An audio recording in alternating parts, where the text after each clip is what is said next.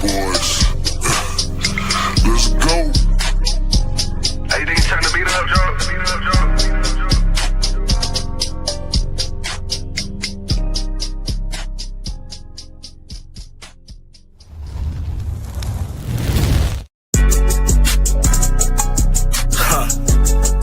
Yeah. I like this right here. This a real Oscar type beat. Yeah. She keeps staring at my tassels cause she like the way they blink. Israelite little baby, don't give a damn what you think. Oh, sir. Just like Solomon, you better listen when I preach. And if you ever reach, I'll guarantee I'm finna teach. Facts. Don't pop no perks, but I'll be popping prophecy. If you don't keep the law, then you can't get next to me. You can't. Future ruler, baby, yeah, that's my destiny. And I'ma let them hate while the Lord keep blessing me. Facts. Don't pop no perks, but I'll be popping prophecy. If you don't keep the law, then you can't get next to me. You can't. Future ruler, baby, yeah, that's my destiny. And I'ma let them hate while the Lord keep blessing me. And I don't fuck with niggas who don't practice what they preach. Can't do it. Most these niggas fake, man, they really just a leech. And if I ever speak, no, I gotta keep it brief. Wisdom come with time, you don't always gotta speak. Believe that. Don't test this doctrine, boy, you know you can't defeat. Nope. Why you in the kitchen if you can never take the heat? If you want the smoke, you can meet me in the street. Get the right to stand bold while the wicked gon' retreat. If you got some questions, I got the answers that you see. And if I see a Christian like for extra, I'ma tweet. You don't do the work because yourself, you really weak. She be quoting verses, but lil' mama still a freak. She keep staring at my tassels cause she like the way they blink. Israelite little baby, don't give a damn what you think. Just like Solomon, you better listen when I preach. And if you ever reach, I'll guarantee I'm finna teach. Don't pop no perks, but I'll be popping prophecy. Yes, if you don't keep the law, then you can't get next to me. Future ruler, baby, yeah, that's my destiny. We up next. And I'ma let them hate while the Lord keep blessing me. Don't pop no perks, but I'll be popping prophecy. Yes, if you don't keep the law, then you can't get next to me. Future ruler, baby, yeah, that's my destiny. We up next. And I'ma let them hate while the Lord keep blessing me.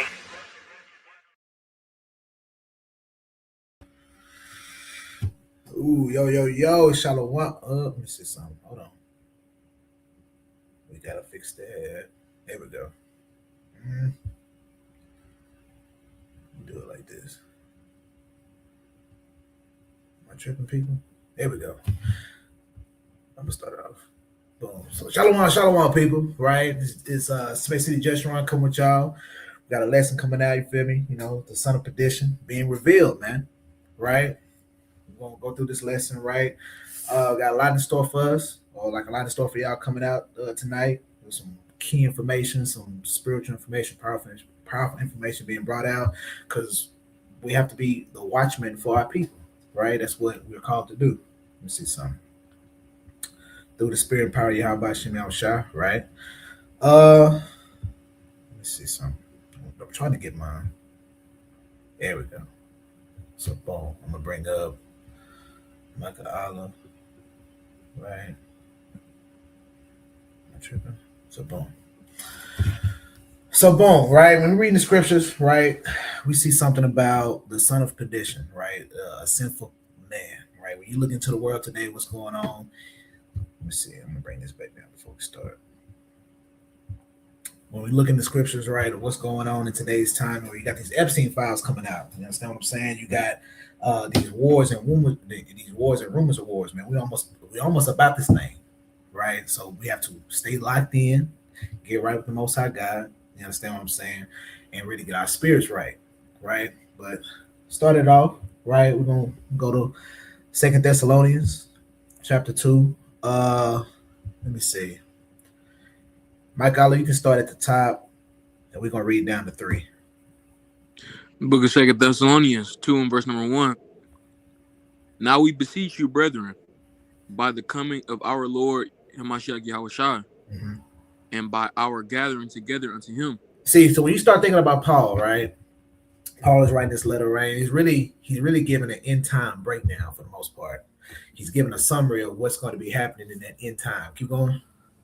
That ye be not soon shaken in mind, or be troubled, neither by spirit, nor by word, nor by letter as from us, as that the day of Christ is at hand. So Paul is saying basically, don't let your faith be shaken, right? Don't be worried about what's happening, about the things that you see happening in the world, right? Don't be shooken up by hearsay, right? Don't be shooken up about just things that you hear. Be steadfast in your faith. Keep going. Let no man deceive you by any means, Mhm. for that day shall not come, except there come a falling away first, Mhm. and that man of sin be revealed, Mhm. son of perdition. The son of perdition, that man of sin be revealed. When you look out into the earth right now, or what's going on with everything going on, what do we see going on? The devil that the Bible speak of, which is the so-called white man or the Caucasian man, otherwise known in the Bible as Edomites, the Esau, right?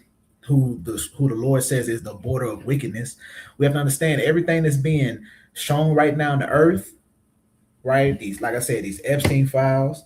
We see that they had a council today where they showing that basically the attack that was in Iran was premeditated. It was set up long before it even happened, meaning that they are propagating lies, right? Uh, uh, um, saying how like Iran is doing X, Y, and Z to be just to try to justify themselves to go to war or to do the mass killings and whatnot. They bombed a school and killed 60 kids, children, young girls, just killing people.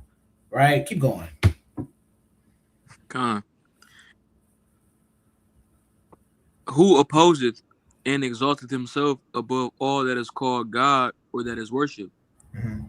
so that he is God, so he as God sitteth in the temple of God. Salakia, right? Before you keep going, I almost skipped over something. Don't want to move too fast, right? Let's go into this word for perdition, right? Because we see something interesting here, something that I want to harp on, right? Go into this word for perdition. Scroll down, go into the usage of the word. Let me see. Let me see. Salat. Hopefully my computer not acting slow now. There we go. So boom, we go down here at the bottom, right? It says the destruction which consists in the loss of eternal life, eternal misery, perdition, right? We understand that Christianity has an influence, somewhat in how the Blue Letter Bible reads out certain definitions, right? It says the lot of those excluded from the kingdom of God. That's interesting and that's key when you think about it, right? We keep going into the definition. It says a man doomed to eternal misery. That's interesting, right? I'm gonna go to a precept. I didn't have this written down, but I should have. Let me see. Malachi 1, right? Let's read this. Let's read this, Michael. Where we at? You know what? Yeah, let's read this. Start at the top. Let's start at verse 2. Malachi 1 and 2. I love you, saith the Lord.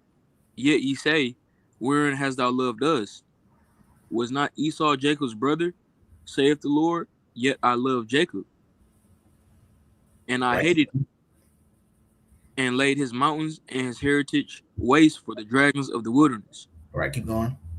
Whereas Edom saith, we are impoverished, but we will return and build the desolate places. Thus saith the Lord of hosts, they shall build, but I will throw down, and they shall call them the border of wickedness, Mm-hmm. people against whom the Lord hath indignation forever. So we see that the Lord has a indignation, a perfect hatred towards a group of people known as the Edomites in the Bible, right? They have already had a judgment set for them from the beginning that they was going to be destroyed at the end of this thing, right? That's what this is talking about in Thessalonians when it's talking about that end time or being excluded from the kingdom of God. They're going to be killed off. They're not going to be able to enjoy the peace that us as the Israelites, whenever we get established in our kingdom, that we're going to bring to the world. They're not going to be able to enjoy that. Their destination is death, right? To be destroyed, to be blotted out. Understand what I'm saying? Let me see if I can get another precept for that. They started coming in my head now. Let me see if I can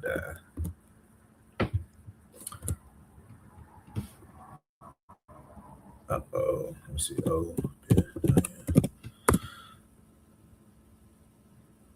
Am I spelling Obadiah wrong? No way. OBA. OBA. It's a lot. Wow. Right. Let me see. Here we go. When you read Obadiah, of course, this is a prophecy against Edom, along with the other nations. Let me see. It says, it's a lot. Let me see. It says, with violence, our brother Jacob, where it talks about them being destroyed. Here we go, verse 18. So I'm going to start at, let me see. I'm going to have you read verse 6, then we're going to jump down to, we're going to jump down to verse 18, my God, okay? Let me see. All right, go ahead. Obadiah 1 and 6. How are the things of Esau searched out? How are his hidden things sought up? So we have to understand that the white man is being searched out right now. All of his secrets, right? All of his hidden places, his hidden things, they're being exposed in the world, right? From the Epstein files, going over all the way, and it really started a couple of years ago with the small hat people, whenever they was in New York and they found underground bunkers and whatnot with those mattresses and various other things concerning child trafficking, right? They're being searched out. They're being exposed, right? Let's go down to verse 18. Go ahead. Verse 18. And the house of Jacob shall be a fire, and the house of Joseph a flame, and the house of Esau for stubble, right? And they shall kindle in them, and devour them, and there shall not be any remaining of the house of Esau, for the Lord hath spoken it. See, so the Lord has already prophesied that the Edomites are going to be destroyed. They're going to be killed off, all of them, right? There should not be any remaining of the house of Esau. No, nobody is going to be left. That's the judgment that was given specifically to the nation of Esau, right? So when we go back to Second Thessalonians, right? When we go back to Second Thessalonians and you read in went the wrong chapter select.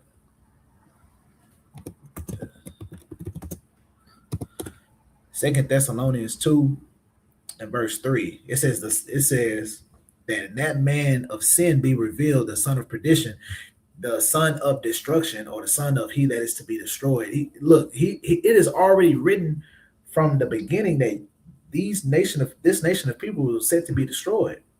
In verse 4, it says, who opposes and exalts himself above all that is called God, or that is worshipped, so that he is as God, sitteth in the temple of God, showing himself that he is God. We've seen this type of language before in the Old Testament, in prophecy, right? Let's go look at it. We're going to talk about it. Right? Isaiah 14. Let me see. We're going to start at verse 4. Let me see. We're going to start at verse 4, then we're going to jump down to...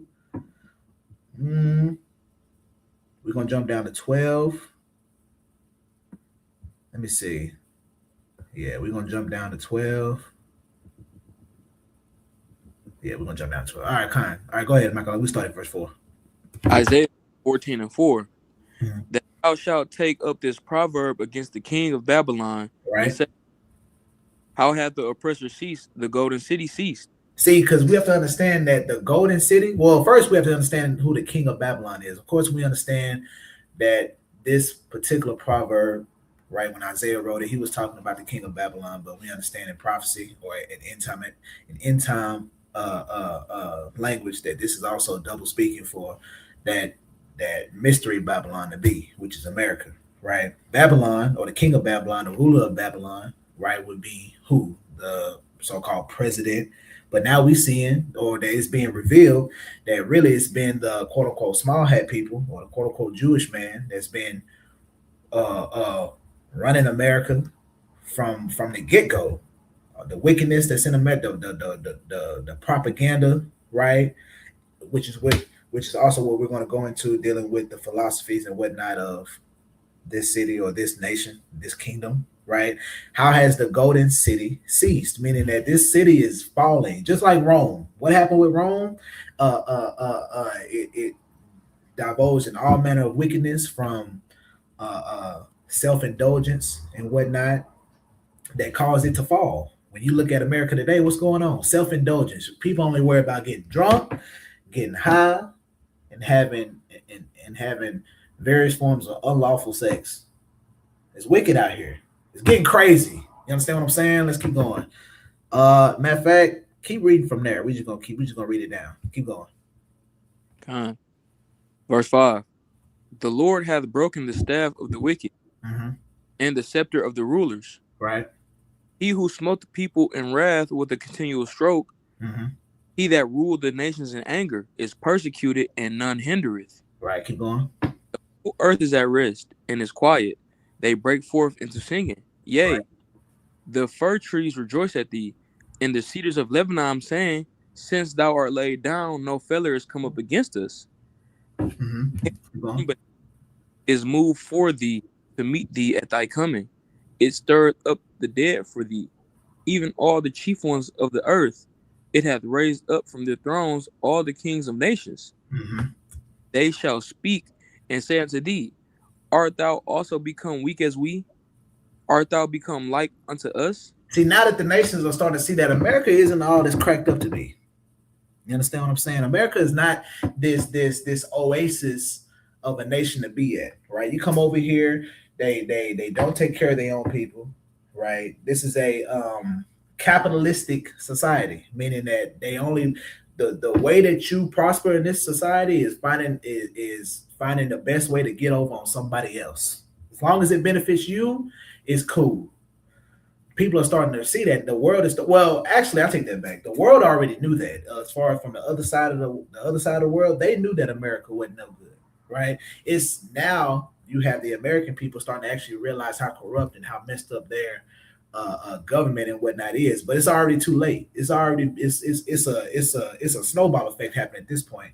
It's not going to get any better, right? But I ain't going to divulge too deep into prophecy and end time prophecy and whatnot because we're talking about something. So it says, all they shall speak and say unto thee, art thou also become weak as we?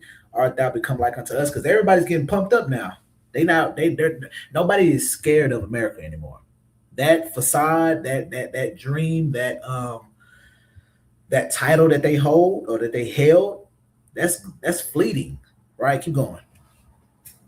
Verse 11. Thy pomp is brought down to the grave, and the noise of thy vials, the wine is spread under thee, and the worms cover thee. Meaning that this nation is falling, bro. It's falling. It's not getting any better, right? The jig is up, people. Right? Keep going. How art thou fallen from heaven, O Lucifer, son of the? How art thou cut down to the ground, which didst weaken the nations? Right. So now the question is, how did America or Lucifer, which let's go into that. Let's go ahead and deal with that real quick, right? Just for edification purposes. Lucifer, because I know coming out of Christianity, you're taught that, or in Christianity, taught that Satan, the devil, and Lucifer are all the same thing, all the same person, right? But when you actually look in the Bible, that's not the case, right? Just real quick, Lucifer, go into the word. It means light bearer, right? See, even in the Blue Letter Bible, it has it has it messed up. It says of the king of Babylon and Satan, but nowhere is Satan ever called. Nowhere is Satan ever called Lucifer. This is the only time you'll ever see this word used in the Bible. It's only in Isaiah 14. Only in Isaiah 14, the shining one, right? Because when you think about the light bearer, or what it means to be a light bearer, meaning who is it that everybody is looking towards, right? Who is everybody being modeled after, or what is the standard? There we go. That's the word I want to use. What is the standard? So when you look at who the world looked at as the standard for so long, I just saw a video on Instagram. It says this black dude was breaking down. He was saying, bro, for so long, the white man was looked at as the perfect race, the perfect nation for so long. Now with these files and whatnot that's coming out and various forms of information that's just been spilling out all over the internet, right? We seeing that these people are not where it's at, bro. They are the basis of men. They are the the lowest of the low. They're not even worth emulating. Because look at all the officials, all the elected officials, all the high ranking people. I mean, when you look at what they are actually, they're just I ain't trying to get our YouTube, struck down and nothing like that. But they mess with little kids and they worship Satan. That's why you see on the video on Instagram now that it's going viral that Iran was burning a statue of Baal, and the small hat people, they took offense to that. Why? If you don't, hold on, wait a minute. If you don't worship Satan, why would you get offended that they're burning a statue of Baal? That shouldn't have no relevance to you if that's not what you serve. But it's being revealed. The son of perdition is being revealed in these last days, people. Right? Let's get back to it. Let me see. Keep going. Con. Verse number 14. No, 13. Salakia. For thou hast said in thine heart, I will ascend into heaven, exalt my throne above the stars of God. I will sit also upon the mount of the congregation in the sides of the north. We see this same type of language. This was the same language that we see in 2 Thessalonians 2, where it said that son of perdition, that sinful person, that sinful man, will look to see himself as God and sit in the temple of God, right? Because when you go into, we're gonna divulge for a little bit. Let me see. I think this is all I want to this is all I want to get from there anyway. We're gonna divulge for a little bit, come back to actually let's go to Revelations. Right. Revelations 13. This is just interesting, right? Not to get too deep into prophecy and whatnot. So let me see. So when you get into dealing with what this nation propagates, right?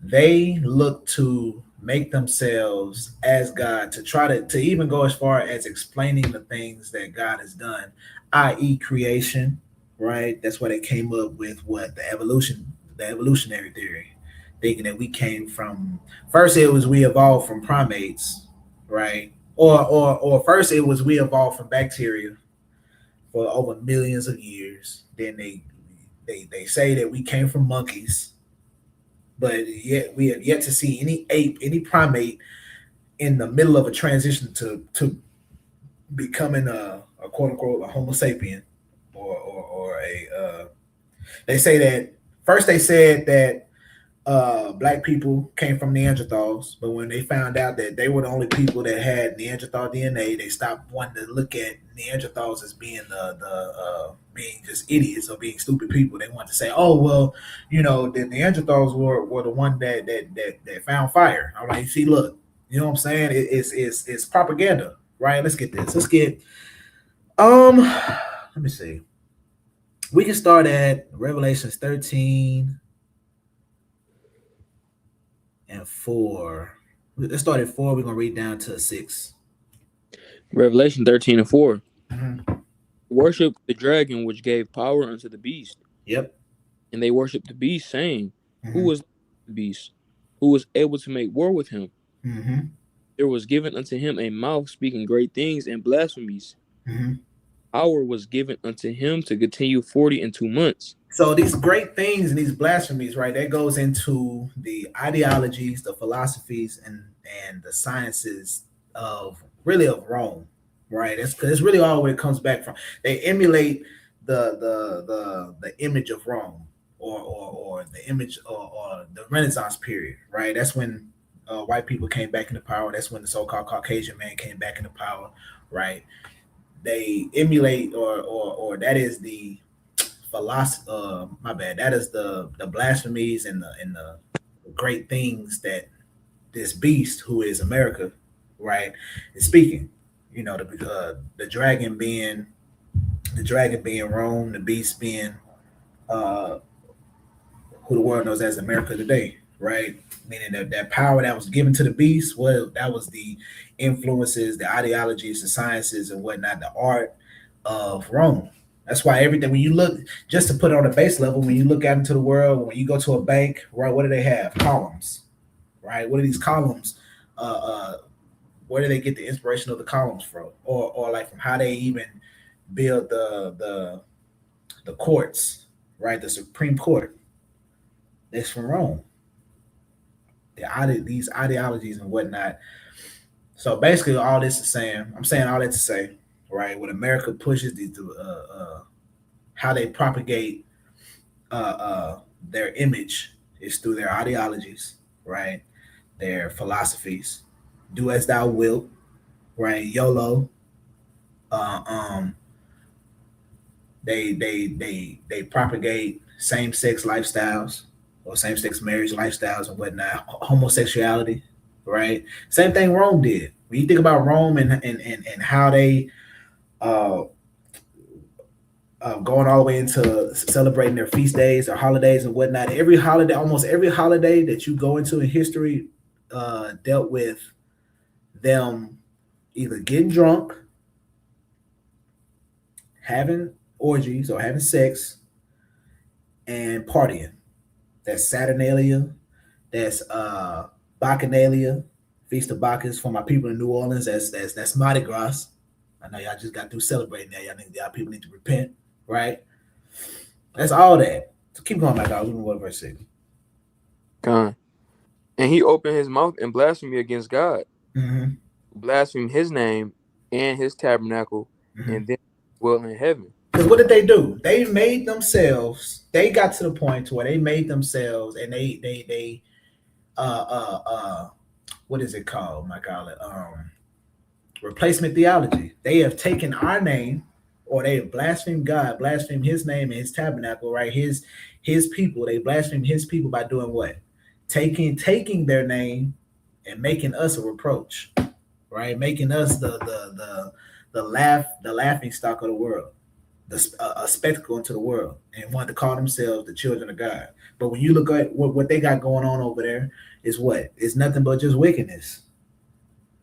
Wickedness to the highest degree. Over 60% of them don't even believe in God. How is that? How are you going to be the people of God and you don't even believe in a very in a very entity? You don't believe in the very power that even gave y'all the authority to be, or quote unquote gave y'all the authority to be who y'all are. How does that work? Right? And he opened his mouth in blasphemy against God, to blaspheme His name and His tabernacle and that dwell in heaven. So he's just blaspheming and just lying on the true children of God, being blacks, Hispanics, and Native Americans. And he's lying, calling himself a child of God when he knows he's anything but. They know that though. They know that. Let's get back to 2 Thessalonians, right?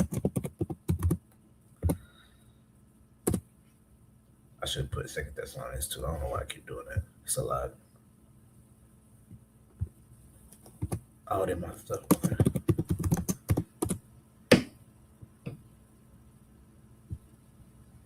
I keep messing up. It's a lot. Boom. Verse. Let me see. Start at verse 4 again, but we're gonna keep reading down, my God. 2 Thessalonians 2 and 4. Mm-hmm. Who opposeth and exalteth himself above all that is called God, Mm-hmm. or that is worshipped, so that he as God sitteth in the temple of God, Mm-hmm. self that he is God. Keep going. Remember ye not that when I was yet with you, I told you these things? Mm-hmm. But ye know that, Salakia, and now ye know what withholdeth that he might be revealed in his time. In His time, right? His time, the time where this kingdom is falling, and the resurrection of, or the revealing of Christ and the coming of the kingdom of God is now, people. When you look at what's going on in the world, World War III has to happen. It has to. These things must happen. Let's get that whenever Yahushua said that. Wars and rumors of wars. Let me see. Make sure I'm not spelling. The King James version, they got different.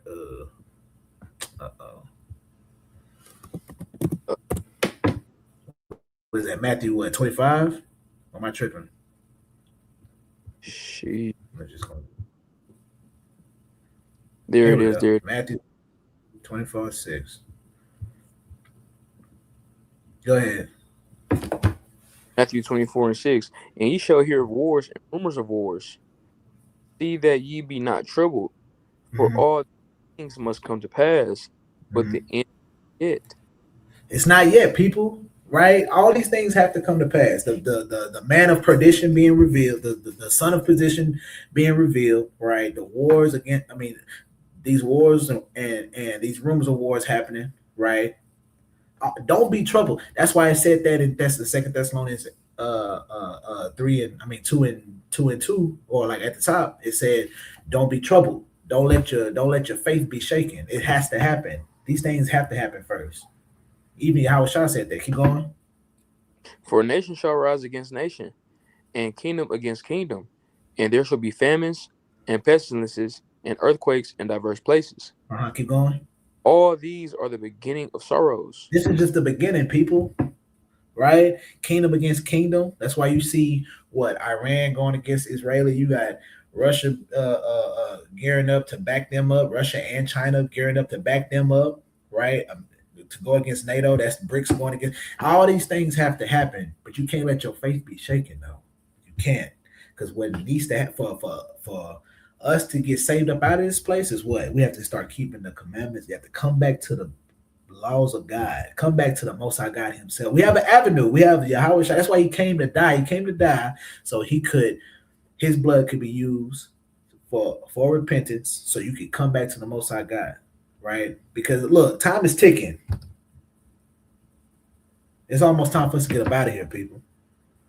But you have to understand who your enemy is. You have to understand who your enemy is, so you know who not to emulate, who not to liken yourself to, right? Let me see. Keep going. Then shall they deliver you up to be afflicted, and shall kill you, and ye shall be hated of all nations for my name's sake. All right. Then shall many be offended, and shall betray one another, and shall hate one another. You know, that's it on that. All right, that's it on that. That's a lot. That's all. But yeah, that's what I mean. But that's what's going on, people. Right? That's what's happening in these last days. Right? Let's get back to it. Let me see where we at. We at verse 7. Go ahead. For the mystery of iniquity doth already work. Mm-hmm. He who now letteth will let, until he be taketh out of the way. Meaning, like he's gonna do what he's gonna do, right? Until the Lord get him up out of here, until his time is up. Keep going.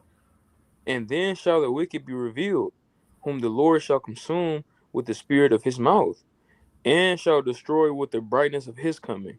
You know what that's talking? We know what that's going into. Oh, man, I keep diverging. My God, it's Salakia, bro. It's just verses keep coming to my head. This is going into the beast. Let me see where we at.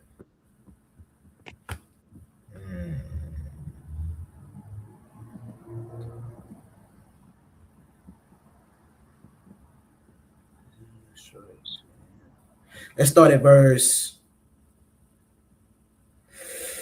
Ooh. Let's see. Or is that Daniel 2? Well, it's Daniel 2. Is this one? We're going to start at 22, right? We're going to skip down to 25. Let me see. The voice shall be the fourth kingdom upon the earth. No, we're going to start at verse 23. We're going to skip down to 25, right? And we're going to read all the way down to 27, okay? Okay. This is Daniel 7:23. Thus said, the fourth beast shall be the fourth kingdom upon earth, shall be diverse from all kingdoms, and shall devour the whole earth, and shall tread it down and break it in pieces. All right, this is going into the fourth beast, which is going into the latter half of the statue that Daniel broke down in chapter 2, right? Because at this point, Daniel's talking about the same kingdom that's at the feet. So when you read about the iron mixed with miry clay, right, that's talking about the Greco-Roman Empire and going into that final empire being America, right? Keep going. Let's see. Let's get down to verse 25. And he shall speak great words against the Most High, Mm-hmm. wear out the saints of the Most High, Mm-hmm. and times and laws, and they shall be given into his hand until a time and times, and the dividing of time. It says he shall speak great words against the Most High. That's what we just seen in Second Thessalonians, dealing with how he's gonna view himself. We read that in Isaiah 14, saying how he speaks against the Most High and looks to set himself up in the tabernacle of God. We read that also in Revelation 13. This is all talking about the same people. This is all talking about the same kingdom, the same person, right? That's that same wicked man being revealed. We see who is being revealed right now, people. You got to open your eyes. You got to take the lens, take the film off your eyes, right, and really look at what's going on. Okay, that man is being revealed. Keep going. But the judgment shall sit, and they shall take away his dominion, to consume and to destroy it unto the end. Keep going. The kingdom and dominion, and the greatness of the kingdom under the whole heaven, shall be given to the people of the saints of the Most High, whose kingdom is an everlasting kingdom, and all dominion shall serve and obey him. Because that's what that's talking about in Thessalonians, right? When the Lord is coming back and to take that man away, it's coming back to destroy this kingdom, man, and destroy all the kingdoms. But like I said, this ain't a, you know what I'm saying, this video ain't this live isn't necessarily about breaking down an end time prophecy, right? But just know that in prophecy, Christ is going to come back. He's going to make war with the nations, right? And he's going to subdue, and he's going to cause all nations to bow down to him and serve him. But he's coming to take away a people first. He's coming to specifically take away a particular group of people. That's the Edomites, right? Let me see where we at. Let me get back to Second Thessalonians. And Michael, said like if you have any precepts or whatnot to bring out, you can bring them out. Let me see where we at. Verse 9. Even him whose coming is after the working of Satan, with all power and signs and lying wonders, and with all deceivableness of unrighteousness in them that perish, because they received not the love of the truth, that they might be saved. Right. So, right, basically, this is Paul going to basically saying, man, listen, these people rejected God. They have the workings of Satan, right? And we see that going on with the pride parades, which is, you got Pride Month coming up in a couple of months. You got what else? You got the child trafficking. You have them eating kids and whatnot, them worshiping Satan. All these things they have. This is their time that the Lord is using to have them be revealed. That's why verse 11 says, "For this cause God shall send them strong delusion that they should believe a lie." The Lord is. You can't make straight that the things that the Lord has made crooked. These people are made to be destroyed, right? Let me see. I'm gonna come back to the StreamYard. It's a lot. Where we at? Come back to the StreamYard. These people are made to be destroyed. You have to understand that, right? Where we at? It's a lot. Yeah, these people are made to be destroyed. The son of perdition is being revealed in these last days, right?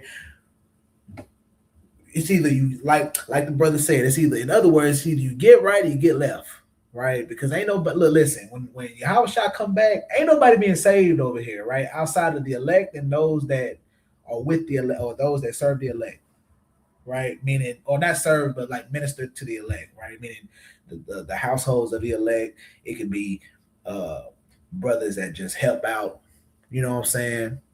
That's what I'm saying. Either get right or get left. Cause these people over here being destroyed. It's up for them. They ain't got nothing. Look, listen.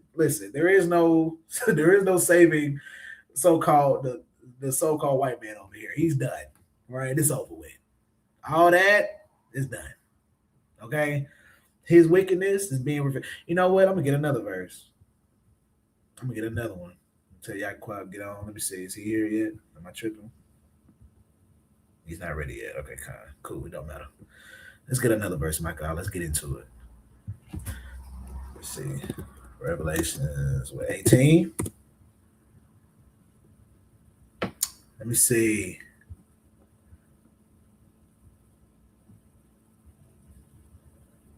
Here we go. We're gonna start at 18 and 2. We're gonna read down to 4. Or we might read down to 5. Keep going. Go ahead. Uh, Revelation 18 and 2. And he cried mightily with a strong voice, saying, Babylon the Great is fallen, and is become the habitation of devils, Uh-huh. hold of every foul spirit, and a cage of every unclean and hateful bird. Look, Babylon is the great is look the great city, the great country of America is falling, people. It's not like think about what's going on, bro. Hold on. Think about what's going on right now, right? You have these wars going on. You have Trump doing whatever he's doing. What he's just running amok in office, right? We're literally watching the dragon turn on the whore. The whore being America, the dragon going into those European nations and whatnot that are tied in, basically NATO. That we're watching the unfolding of that happen. Everybody is starting to realize how messed up America really is and how wicked America and those small hat people over there, how wicked they actually are. Right? Keep going, my dog. Verse 3. For all nations have drunk of the wine of the wrath of her fornication. Uh-huh. And the kings of the earth have committed fornication on earth. And the merchants of the earth are waxed rich through the abundance of her delicacies. Everybody's done had a part to play in with America, bro. Everybody done got in bed with America at some point in time, right?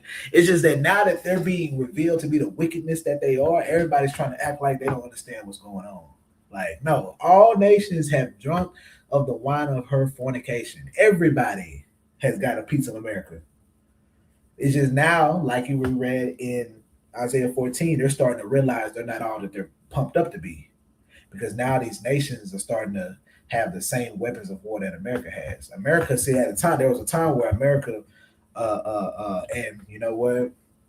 I missed out a precept or I missed out a verse, basically in Revelation 13, where it talks about the power of the beast, right? That's when America dropped the bomb on Japan, on Hiroshima, right? That's when they showed when they had fire rain from heaven. That's that nuke that they dropped on Japan. Everybody now has a nuke. Everybody got a nuke. Everybody got some type of nuclear warhead. America is not that great city no more. They're not the powerhouse of the world no more. People starting to see that. Keep going. God. And I heard another voice from heaven saying, Salakia. And I heard another voice from heaven saying, Come out of her, my people, that you beggars of her sins, and that you receive not of her plagues. You gotta come to come out of her, right? Or to means to don't stop following the ideologies of America. Stop following the ideologies of these people, right? The Lord gave you ideology. He gave you Salat. Wow, had a brain fart for a little bit. My bad, Salat, had a glitch. The Lord has already given you the philosophies and what not to follow, the standard. He's already set the standard for you. You have to take after the standard, which is the law, statutes, and commandments of God, i.e., Yahushua. Yahushua came. He set the standard, and then all the Lord told you to do was follow him. Do what he did. The Lord gave you even more confidence because he said, look, in these last days, you're going to do greater works than me. Hold on, let me get that. I don't want to just be saying it. Right. Make sure I'm not tripping. That's it. Well, here we go. John 14:12. Read that for me, my God. Verily, verily, I say unto you, he that believeth on me, the works that I do, shall he do also.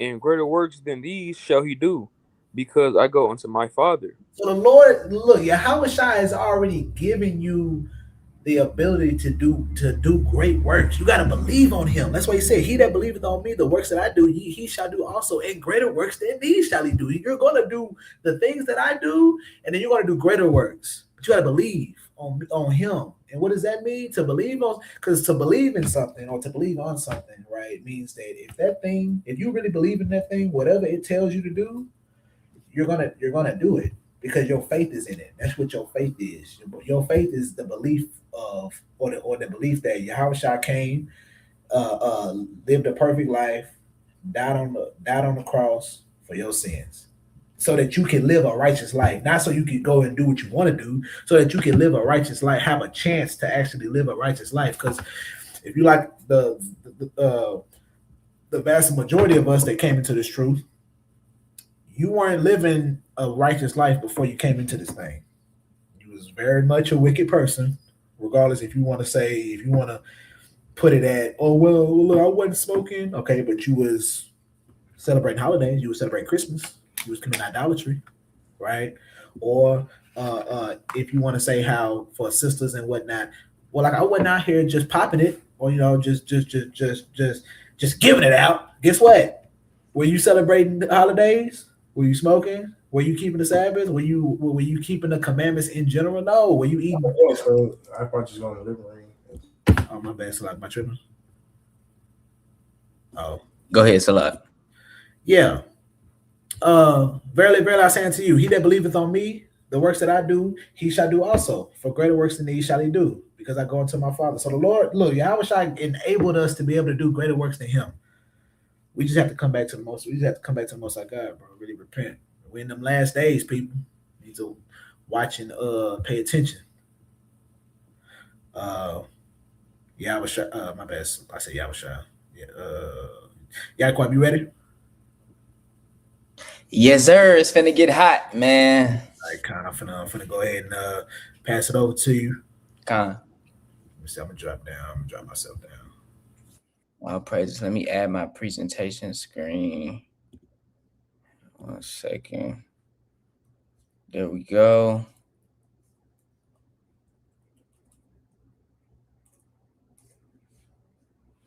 Okay. Wait, I'm gonna go into it. Okay, shalom, shalom. Who gonna be my reader? Who reading for me? Somebody can, but it's gonna pick you up if you're gonna be in here. Let me see. All right. Okay, so Zachariah gonna read for me. If another brother want to stay on, they can too. That's fine. Shalom, shalom, shalom to the chat. Shalom to all the brothers. Powerful lesson by the brother Kabad. Nowadays it's getting to a point where if you can't see the obvious, then I don't know what to tell you. The Lord is clearly revealing to us the righteous side of the pond and the wicked side of the pond, and he's given us the opportunity to choose life, as Moses said. So if you don't want to do that, then you're gonna have to accept your judgment, which will be inevitable, perishing in the land of your captivity, which is a shame according to the Bible. So one second.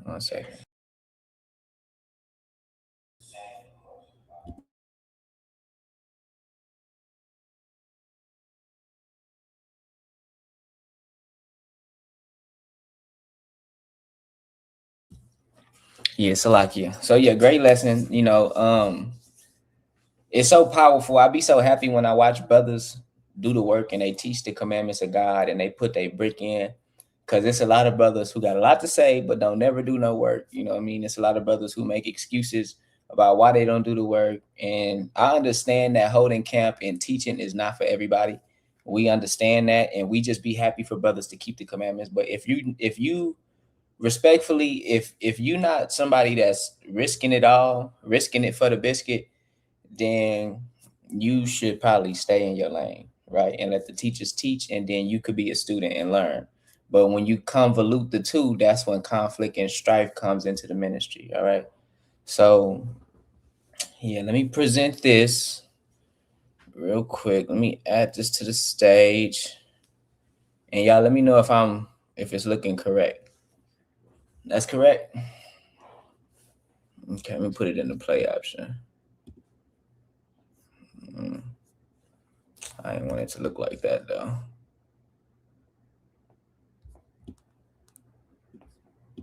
One second. All right, that's perfect. All right, we good. Y'all hear me? Who's gonna be my reader? That's the question.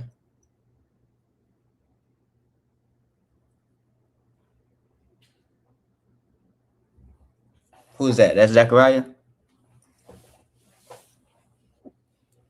I can't hear nothing. This Mike Collar. Okay, bet. Okay, so going into the lesson, like Kabal went into, right? The Lord is exposing the witchcraft and the demon demology, if you will, of what's going on in the world today. So a lot of people, when we talk about demons and spirits on the left-hand side and wicked entities, a lot of people think like, oh, they conspiracy theories, they bugged out. But this is a real thing. And, you know, the man of perdition is showing who his God is.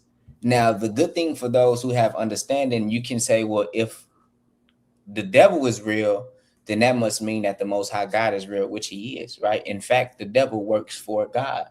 But the point that we getting into is that these nations literally worship Satan, right? They worship the devil. They worship spiritual entities on the left-hand side that does the bidding of the Lord. Now, yes, these demons, once again, they work for the Most High.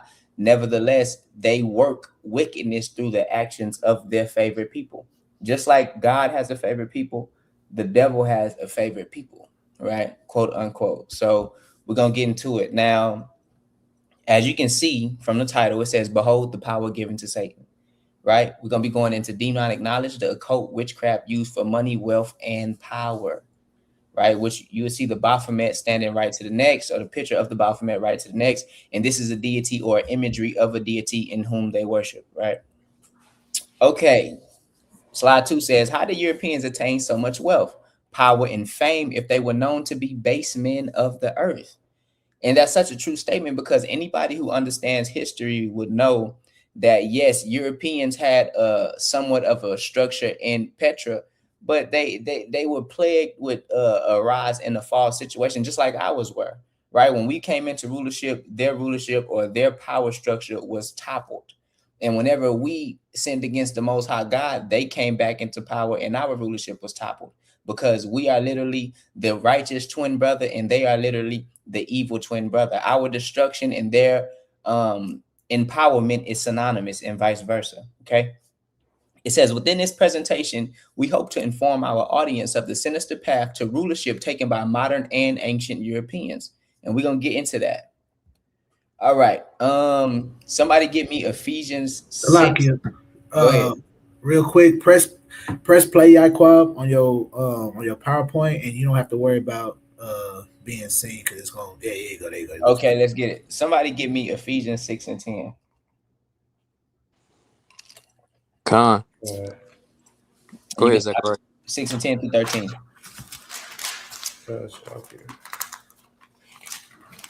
So this is the book of Ephesians, chapter 6, starting at verse 10. And it says, finally, my brethren, be strong in the Lord and in the power of his might. Put on the whole armor of God, that ye may be able to stand against the wiles of the devil.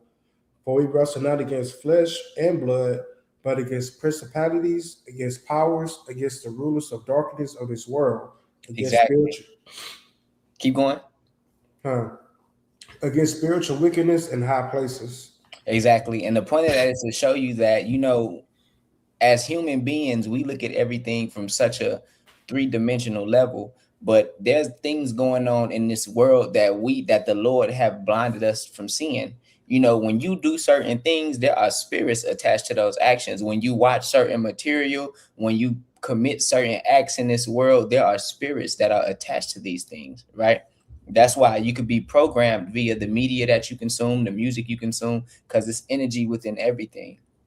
So the moment we stop looking at this battle on a physical carnal level and we start realizing that we are performing mighty spiritual acts in the world, the more in tune or in the spirit you will actually move. Now, somebody give me Malachi 1:4, please.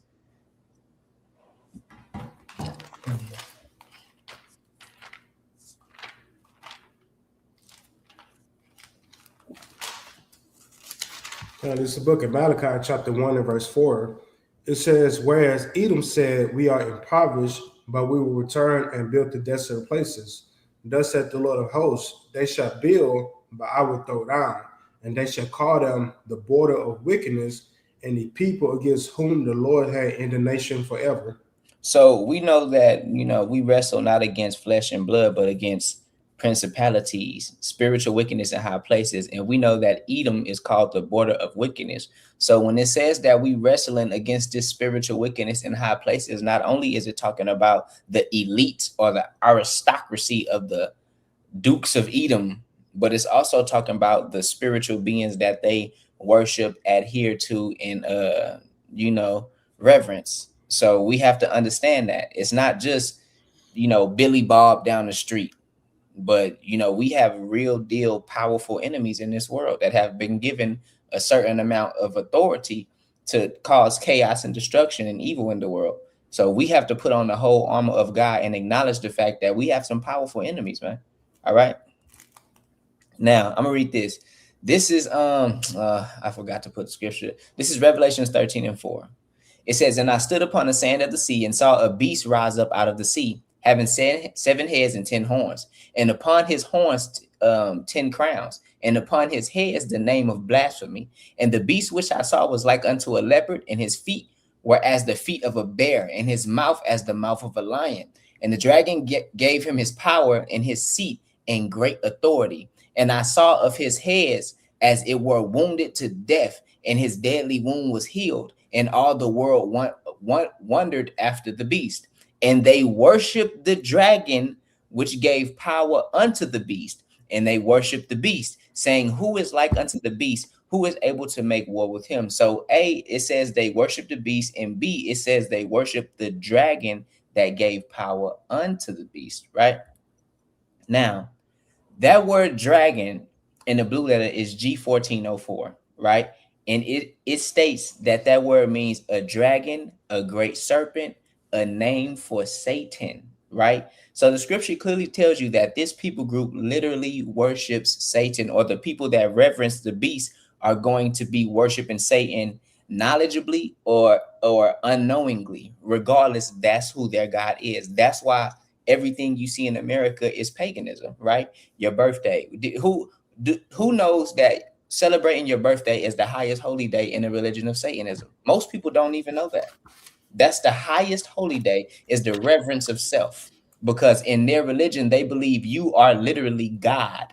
That's why Aleister Crowley quoted, do what thou will, because that he said, do what thou will, that shall be the whole law of the land. So self-reverence, self-worship is the key aspect. Think about when ancient people groups performed child sacrifice. What was the point of that? So they can be blessed, because they would reverence and worship themselves over their own product, which was a gift from God. All right. Now let's keep going. It says Job 9:24 says the earth is given into the hand of the wicked. So it is no surprise that the wicked perform the utmost evils with the authority they have been given, right? These people, if you believe in God, or you profess to believe in God, then you have to ask yourself, why is it that there's so much corruption in the world, and God, who is omnipowerful, omnipresent, omnipotent, can do whatever he wants? Why doesn't the Most High step in and correct everybody? It's because this authority, this power has been given to the hand of the wicked. Since our forefathers, and who are us, because we are our forefathers, since we didn't want to serve the Heavenly Father in righteousness, the Lord made us serve our enemies in wickedness, right? This is our doing. But the Bible literally tells you that the world is given over into evil, darkness, and chaos. So we have to understand that. All right. Now, Zechariah, can you give me John 12:31 in the NLT? God.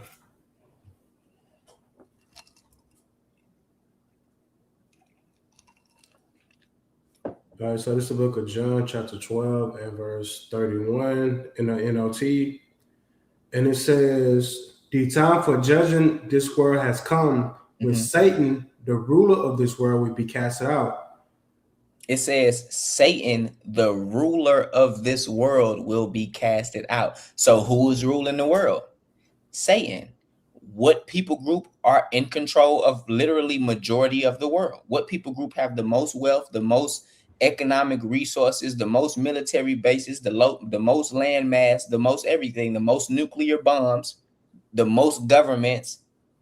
The answer is speaks for itself, right?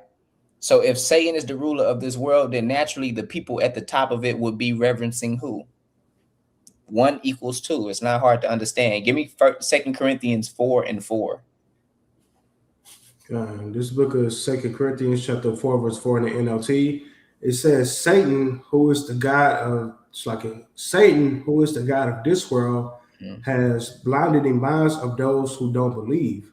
They are unable to see the glorious light of the good news. They don't understand this message about the glory of Christ, who is the exact likeness of God.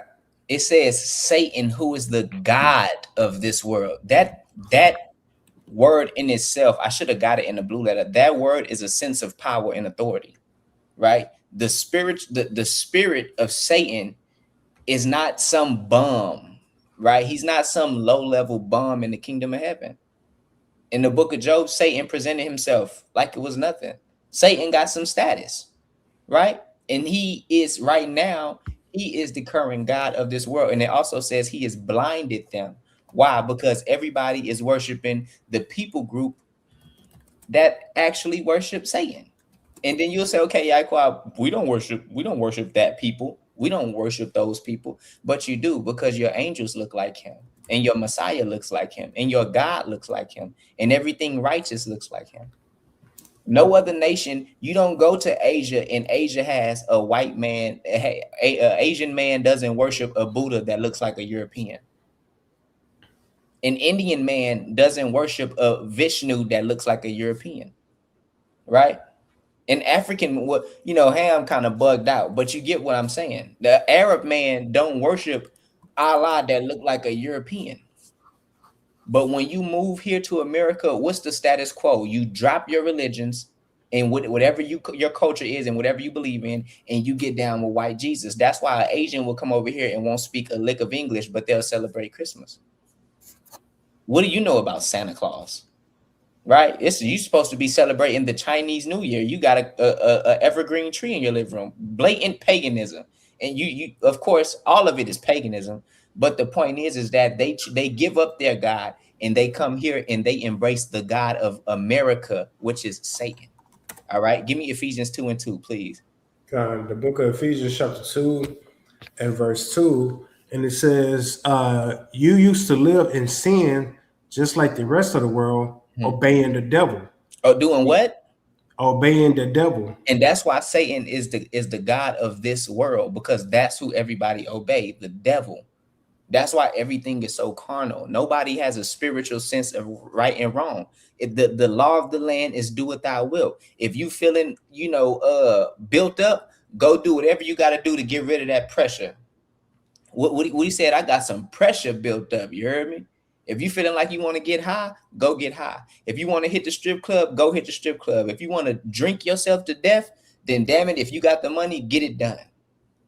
That is the following in the blatant worship of Satan. The only thing that separates an animal from mankind is that an animal is going to fulfill any lust he has. And us as men, we have the cognitive ability to understand that everything that feels good or everything that's good to us isn't good for us spiritually and physically. Okay. Is that it on that?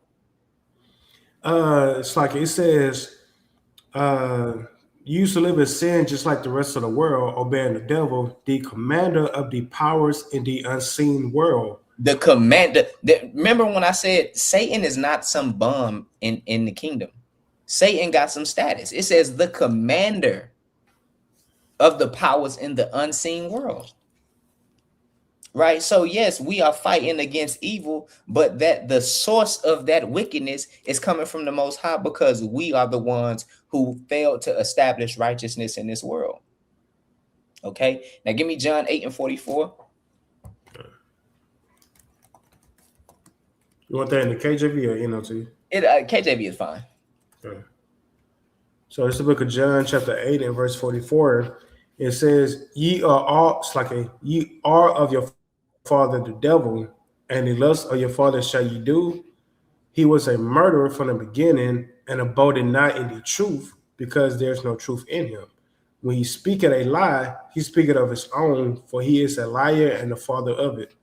And that's the point, right? It says, ye are of your father the devil, and the works of your father ye will do. So you got to ask yourself, man, when you, and this go for our people too, right? Not only do these people, the aristocracy of Edom today, the so-called European man, do the works of their father, but if what works are you working in this earth? Are you doing the works of your father, the devil, or are you doing the works of your father, the Most High God? We have to ask ourselves that as Israelites, because we are under heavy influence of Satan every single day. Nowadays, you get on Facebook and the AI been out for how long? A year. Now the AI is used for adult explicit activity. You could customize a girl to your liking and just be in a relationship with a freaky AI robot. So be aware. Beware. It says, lest the devil creepeth amongst you unaware, right?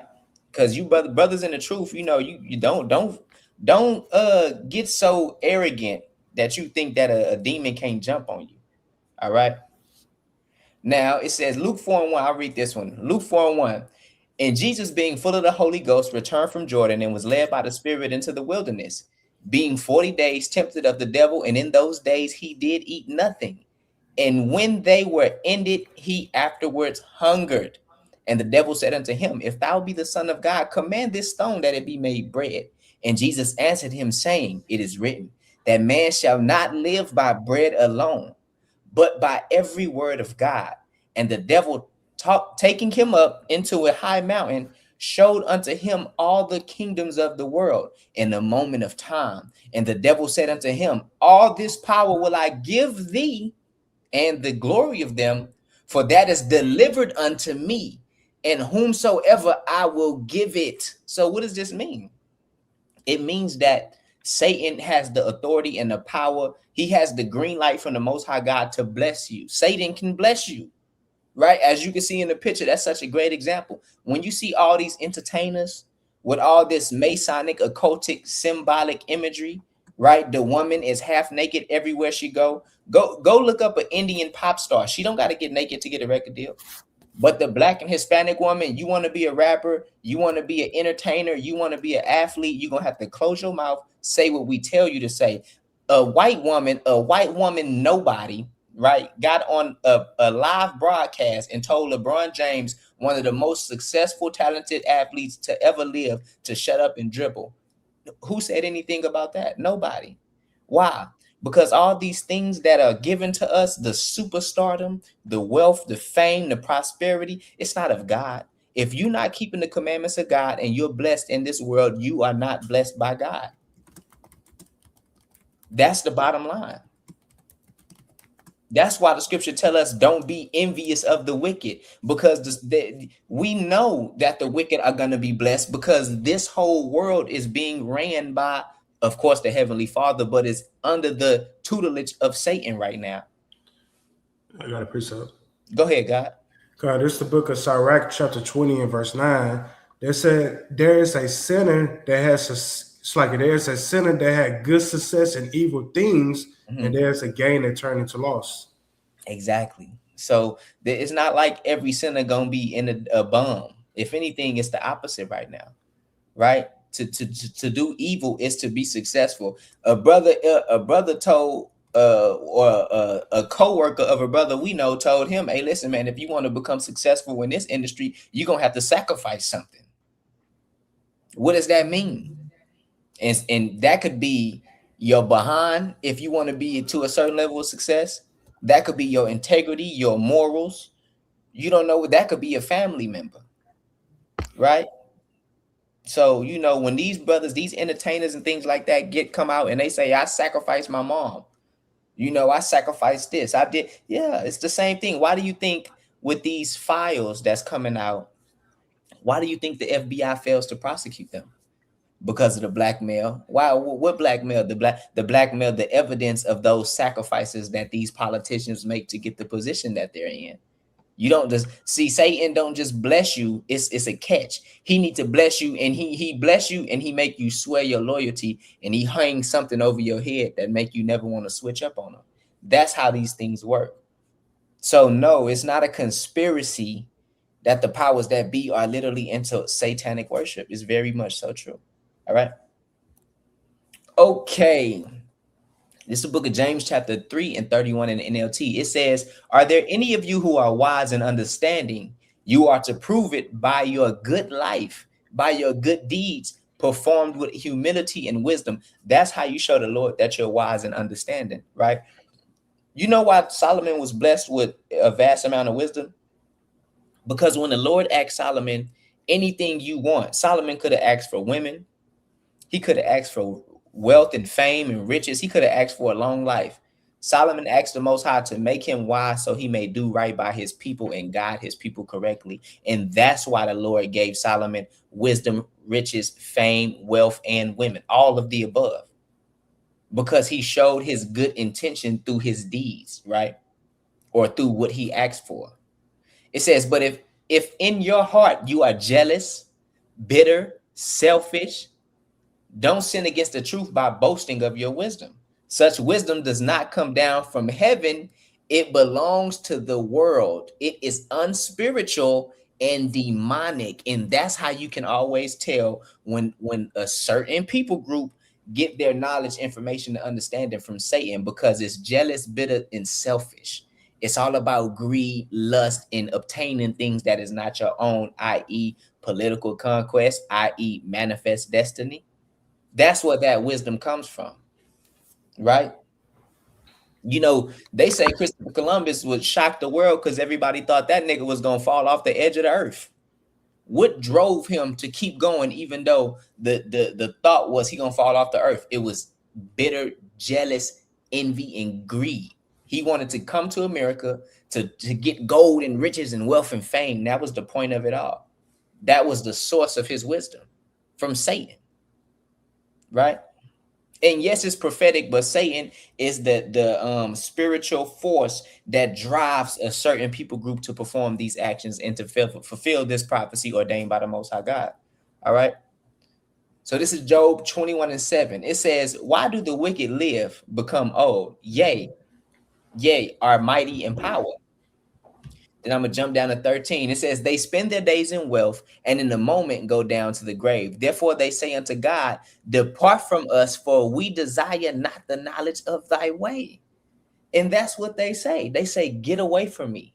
We don't want to live righteously. We don't want to serve Israelites. We don't want to have to obey the commandments of God and keep the Sabbath. We'd rather light a candle and worship Baphomet. That's a real thing. And we're going to get into it, right? Now look at these men. Now, if we know that Satan is the God of this world, and we know that authority has been given unto him, the earth has been given unto him, what do all these men have in common? Elon Musk, 200 billion. Bernard A, 200 billion. Jeff Bezos, 100 billion. Larry, 138 billion. Bill Gates, 133 billion. The list goes on and on and on. And that's just the tip of the iceberg. What does that mean? And then guess what?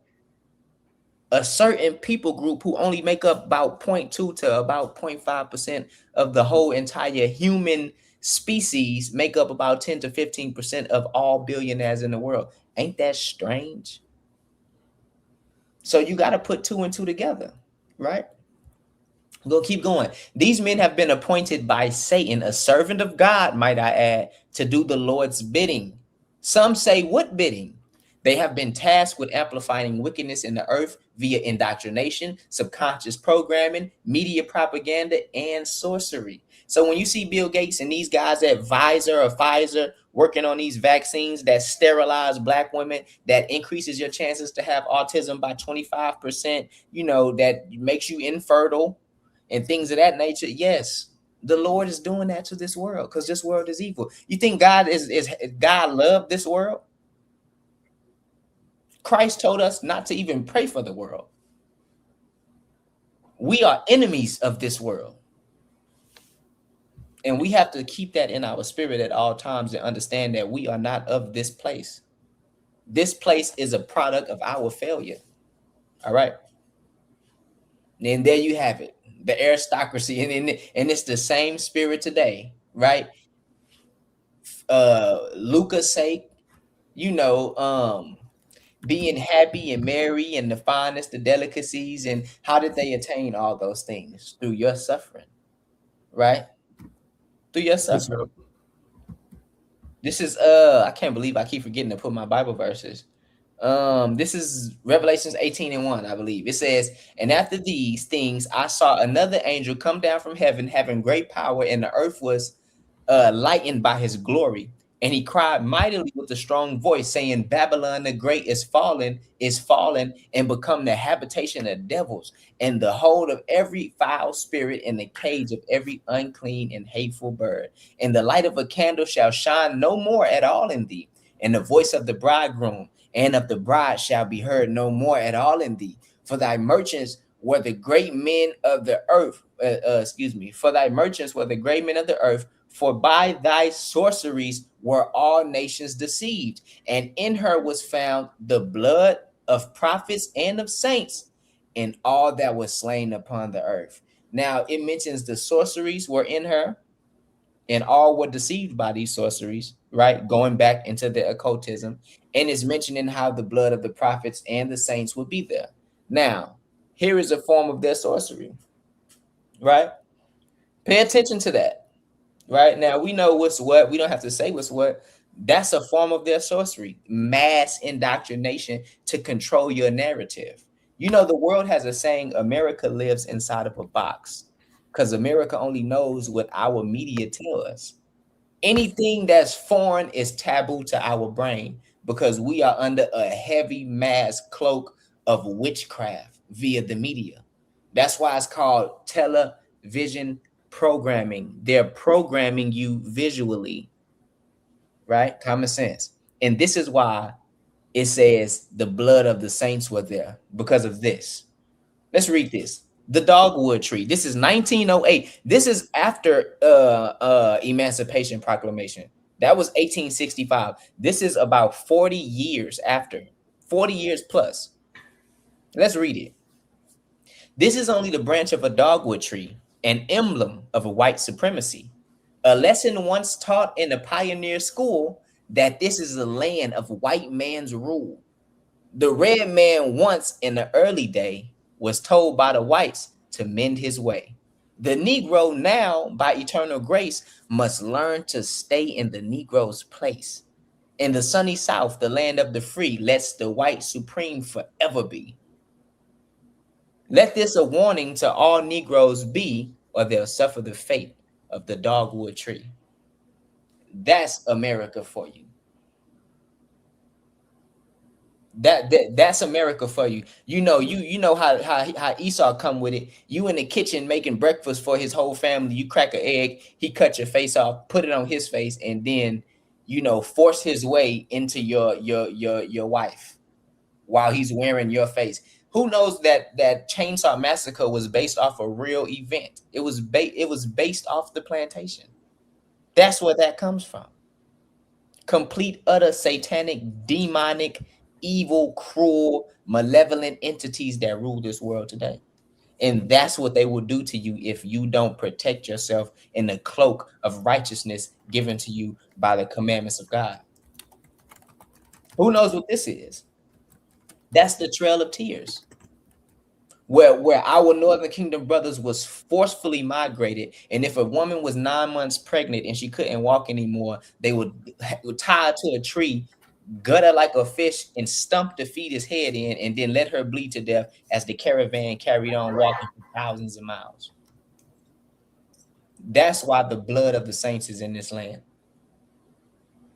And as we know, pertaining to Numbers 35, it cannot be cleansed but by the blood of him that sheddeth it. So when you look at all of this, the fast food and the cell phones, and you could go to Walmart and get steak, chicken, and all these delicacies, that had to be done for you to get that. A great grand slaughter of God's children, which is going back to the fact that this whole entire nation is built off of evil, satanic, occultic practices. All right.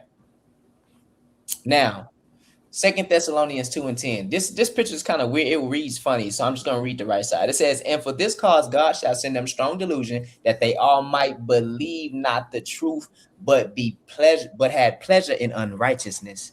And that's America for you, right? We go out, we teach our people the truth all the time, that it's evils everywhere around us. And it's like our people simply have a blindfold on. They just can't get it. But for he that has an ear, let him hear. And for those who have eyes, let them see. All right. So this is Sirach 1:1. It says, "All wisdom comes from the Lord God, and have been always with him, and is before all time. Who have numbered the sands of the sea, and the troops and the drops of rain, and the days of the world? Who have measured the height of heaven, and the breadth of the earth, and the depth of the abyss? Who have searched out the wisdom of God, and have goeth before all things? Wisdom have been created before all things, and the understanding of prudence from everlasting.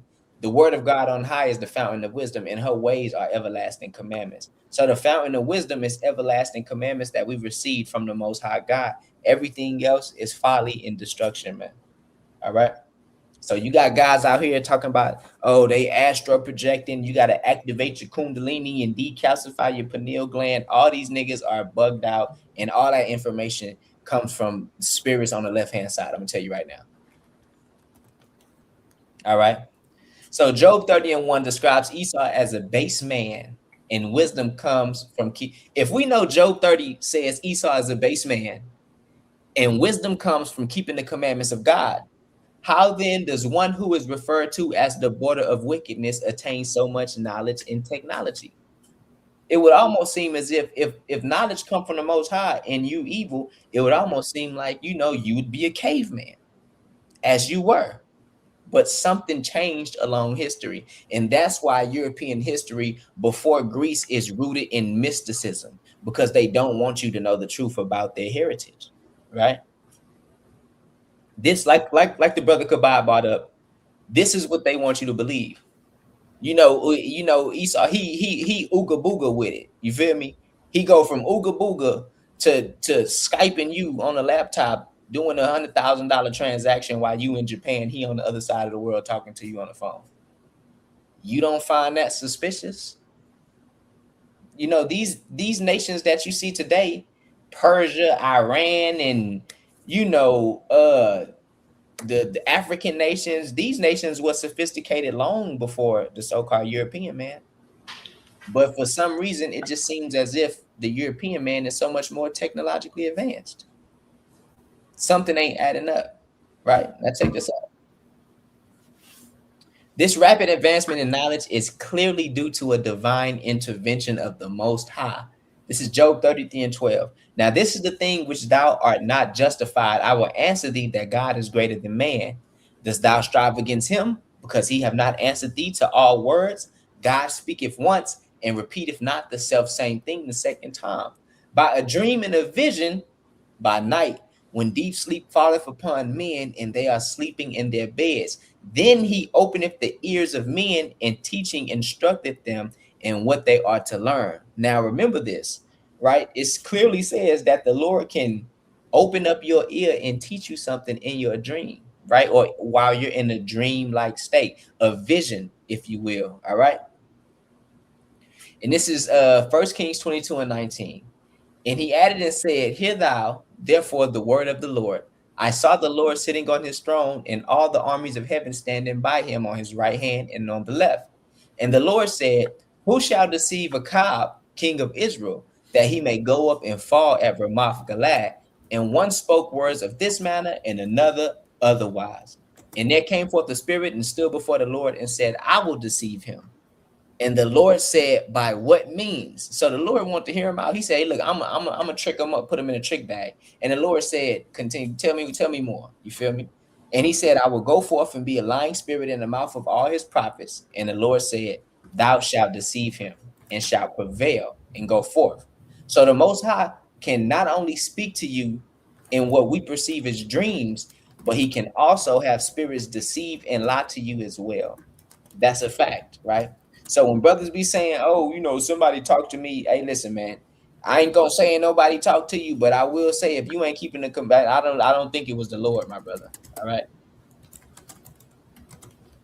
Now, 1 Corinthians 3:19 says, let no man deceive himself. If any man among you seem to be wise in this world, let him become a fool that he may be wise. For the wisdom of this world is foolishness with God, for it is written, I will catch the wise in their own craftiness. Right now, this is an image, the oldest known image of Christ. It has nothing to do with it, but I just thought it wouldn't be right if I didn't put a true depiction of Christ. This is the oldest known depiction of Christ from Cairo, Egypt. All right. But the point of this slide was to say the wisdom of the Lord is the only thing that's valuable. Everything else may make you feel and look good for a season, but the Lord's wisdom is everlasting, eternal, immortality. Everything else is rooted in wickedness. All right. Which brings us to my point. Jack Parsons, pioneer of American rocketry. All right. Let me show you something really quick. Let me escape up out of here. And let me go to Wikipedia really quickly. Let me show you something. So this is Jack Parsons, right? John Whiteside Parsons, born Marvel Whiteside Parsons, October 2nd, 1914, June 17th.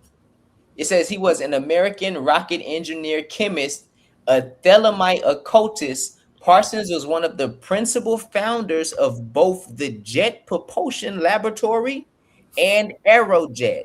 He invented the first rocket engineer to use a castable composite rocket propellant. It says, and pioneered the advancement of both liquid fuel and solid fuel rockets. Now, notice it says he was a Thelemite occultist. Let's click on that. Let's see what this is about. Thelema, a Western esoteric and occult society and spiritual philosophy and new religious belief founded in the early 1900s by Aleister Crowley. That's interesting. Let's see what he's about. Aleister Crowley was an English occultist, ceremonial magician, poet, novelist, mountaineer, and painter. Founder of the religion of Thelma, identified himself as a prophet entrusted with guiding humanity into the Aeon of Horus in the early 20th century, right? So essentially, if you keep going down, what you'll find out is that guy was a straight Satanist, right? That's what he was about. How I get back to my PowerPoint? 1 second, y'all. 1 second. Oh, wrong thing.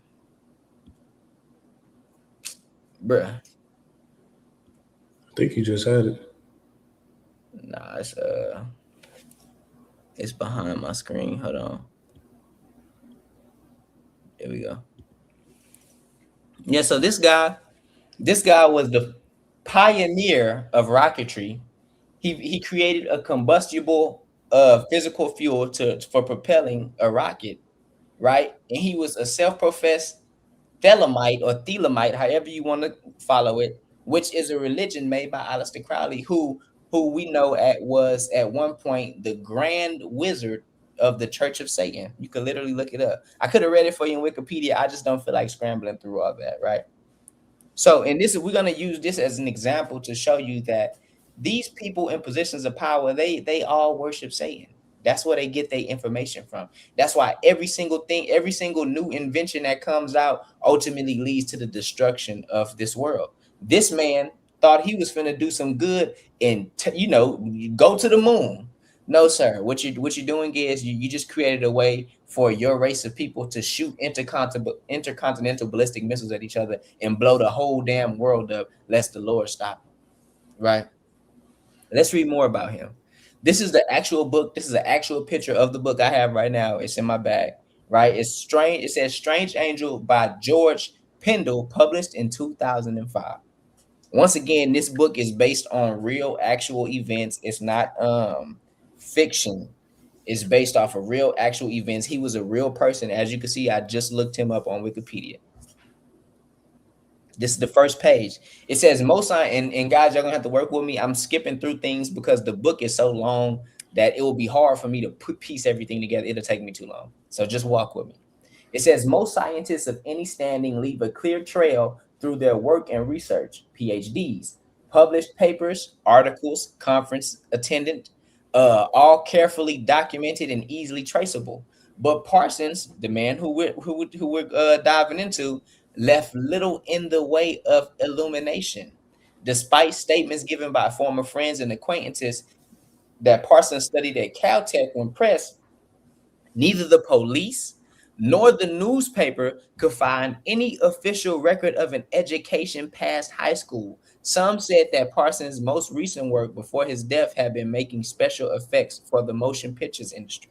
Now, for somebody to be such a revered scholar who is deemed and honored by most what's the word called, physicians, the father of rocketry, isn't it strange that he doesn't have any record of education after high school? That's strange. Okay, let's keep going. It says Parsons had been investigated by them 10 years earlier following the receipt of an anonymous letter accusing him of perversion and black magic. Although charges of strange culticism were not substantiated, they had been noted. Parsons' house had been investigated in 1944 following a minor fire, in which time the investigated officers found numerous books and pamphlets about mysterious Church of Thelema and spiritual seances. Right? Just walk with me. It says, and I'm hopping from page to page. I didn't include the page because it just wouldn't fit in the screen. So it says the unnamed former member explained that Parsons had been a follower of the teachings of one Aleister Crowley, a British witch doctor, and went on to describe the revels that had taken place at Parsons' home in Pasadena. Lines of robed figures had walked through the ground carrying torches and chanting pagan poems.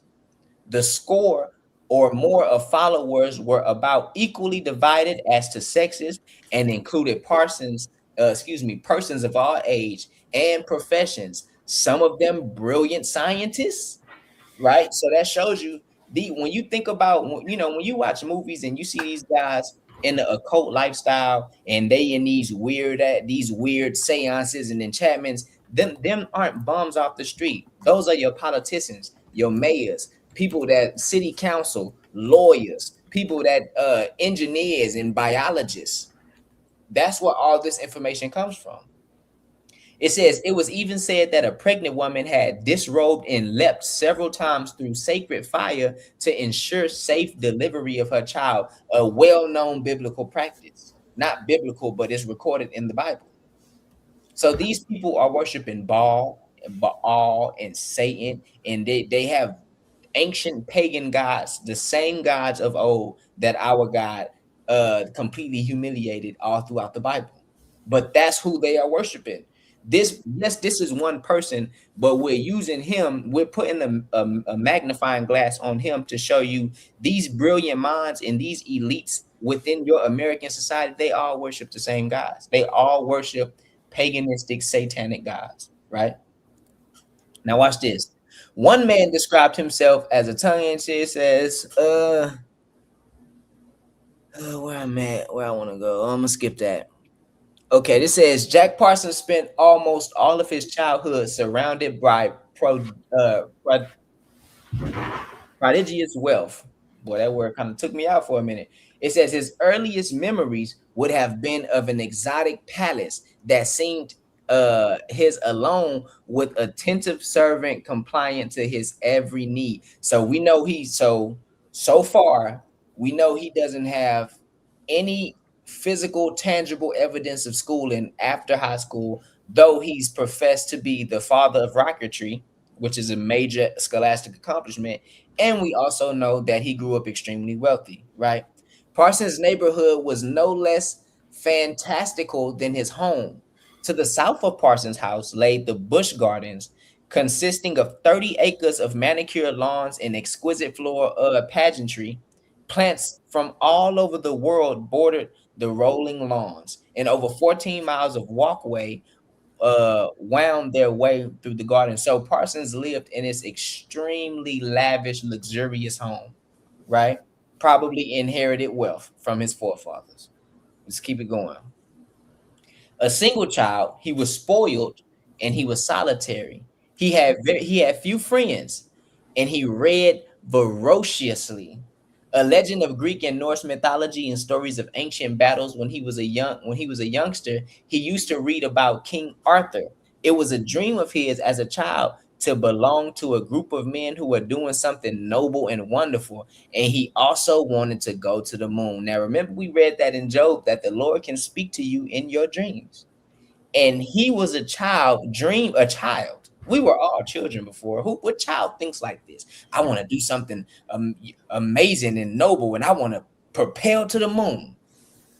I was thinking about Spider-Man. You feel me? He want to go to the moon. Okay, let's keep it going. It says Parsons began attending Washington Junior High School at the age of 12. A lack of school records up to this point suggests that his early schooling might have come from a tutor or governors. So mind you, Parsons is wealthy. His mom is wealthy. His dad is wealthy. And all of his education is private. So everything he's learning as a young man is coming from in-house. Keep that in mind. It says Parsons' case, since he seemed to suffer from a form of dyslexia throughout his life, he would misspell words in his handwriting in particular. So once again, a man who has no schooling record after high school, a man who has no schooling record up until junior high. So from birth to junior high, there's no record of schooling. And after high school, there's no record of schooling. And he's also dyslexic, but he's a genius physician. That don't even make sense. Now let's keep it going. It says the variable grades that resulted from this learning disorder would have only fueled a dislike for establishment education. To his reaction by most other children, he was considered effeminate. Okay, so he was rich, effeminate, and he lacked the education after high school and before junior high, and was teased for having polite manners of a rich mommy's boy. The gaudy colors of his science fiction magazines also signaled him out for abuse. Now, let's tie it all together. So far, we know that Parsons had no tangible record for education, though very intelligent. His parents were wealthy. He was effeminate and strange looking, and he was also dyslexic. Keep that in mind. We're going to keep all these cues together so we can connect the dots. Now, it says he was effeminate. Mind you, everything that he learned by the time he went into school was what? From his home. He had no record of schooling until he was in junior high at the age of 12. So everything he learned was from his mother, his father, and the people around him in his immediate family. Now watch this. The idea that Satanism merged the feminine and masculine is a well-known documented theme in the study of Satanism, particularly concerning its history, literacy, and esoteric, there go that word again, interpretations. This blending is often used to challenge traditional patriarchal gender roles and binary views of divinity, often associated with concepts like Baphomet and satanic feminism. Baphomet and androgyny, a key symbol in many forms of occultism, and some, though not all forms of Satanism, is Baphomet, which embodies the union of opposites, including masculine and feminine, human and animal, and earth and heaven. The figure is explicitly depicted of having both male and female traits, symbolizing a balanced and androgynous entity. Now, this picture, once again, is Baphomet. This is a imagery of a deity that they worship, i.e. imagery of what Satan would look like. Notice it's a man. It has broad shoulders. It's a he-goat, but it has breasts like a woman, right? Notice that image right there that's in his lap. Ain't that the same image that the Red Cross used? That's interesting, right? So this whole theme that the world is coming into, this whole androgynous scene, that is all satanic occultism. That's why your favorite rapper, your favorite R&B singer, athletes, that's why the men show up in dresses and the women show up in oversized suits that look extremely masculine, because that's what they're trying to promote to you. Hunger Games, they didn't make the different districts look the way they did because it was entertaining. They was trying to condition you into seeing what they have out today, which is the men dressing like women and the women dressing like men in these extremely flamboyant costumes. If you go into the late 80s and the early 90s and you look at a video of drag queens, that's how people dress today casually. The women with the super long eyelashes and the colorful hair, the colorful makeup, the exaggerated 3-inch nail, all of that is drag queen attire. All of that come from men that dressed up like women. That's how women dress today, like men who dress like women. It's all satanic. And that's why Parsons was feminine, because he learned that from his family. Because his family, it's going to go into it, his family was occultic as well, and they believe in harnessing masculine and feminine energy to create a balance, which is satanic as hell. If that's the case, God wouldn't have made man and woman. Hey, Salakia, go back to that image. Hey, and what's crazy is that is exactly what Iran just burnt a couple weeks ago. Yep. That's exactly why they burnt, and they burnt it as a signal of defiance against who? The United States and the so-called Israel. That's right. All right, Shalom, God. That's right, and that's exactly what they did, right? And then Israel responded and said, "This is a complete act of total war." That's what they said. They said, "Nigga," Israel said, "Nigga, how dare you burn my God? How dare you burn Baphomet? That's a declaration of war by burning Baphomet." And that's why this whole transgenderism thing is being pushed today. Who knew that androgyny was in the Talmud? The Talmud has 6 different racial or 6 different sexual descriptions. Did you know that? They have male, they have female, they have a male who acts like a female, they have a female that acts like a male, they have a male who's attracted to females but still it's insanity. And it all goes back to that deity right there, Baphomet. All right. Now let's keep going. It says, but also listening to the eloquent and well-read Parsons holding forth on any number of strange and mystic topics with the eagerness of a lonely boy, Parsons would have told Foreman, his partner. This is his partner who he met in junior high. This was the only person that liked him because he used to get bullied for being effeminate, being nerdy and weird. Right, and strange looking. I didn't get that, but like I said, I have the book. I read the whole book. So this is his partner who he was actually cool with. It says, with eagerness of a lonely boy, Parsons would have told Foreman of the magical words of Parsifal and Sir Gawain of Eastern religions and outer space. Foreman was no stranger to this last subject. He was already an avid reader of ERB series of books on Mars. The two boys were spending their spare time reading and earnestly discussing science fiction. So they had something in common. They both liked the concept of outer space, and they both was into magazines, science fiction particularly. Not right. Now watch this. First mystical experience. It says it was at this time in his life that Parsons would later claim to have had his first mystical experience. Now pay attention, y'all. He attempted to invoke the devil in his bedroom. Mind you, he's in junior high.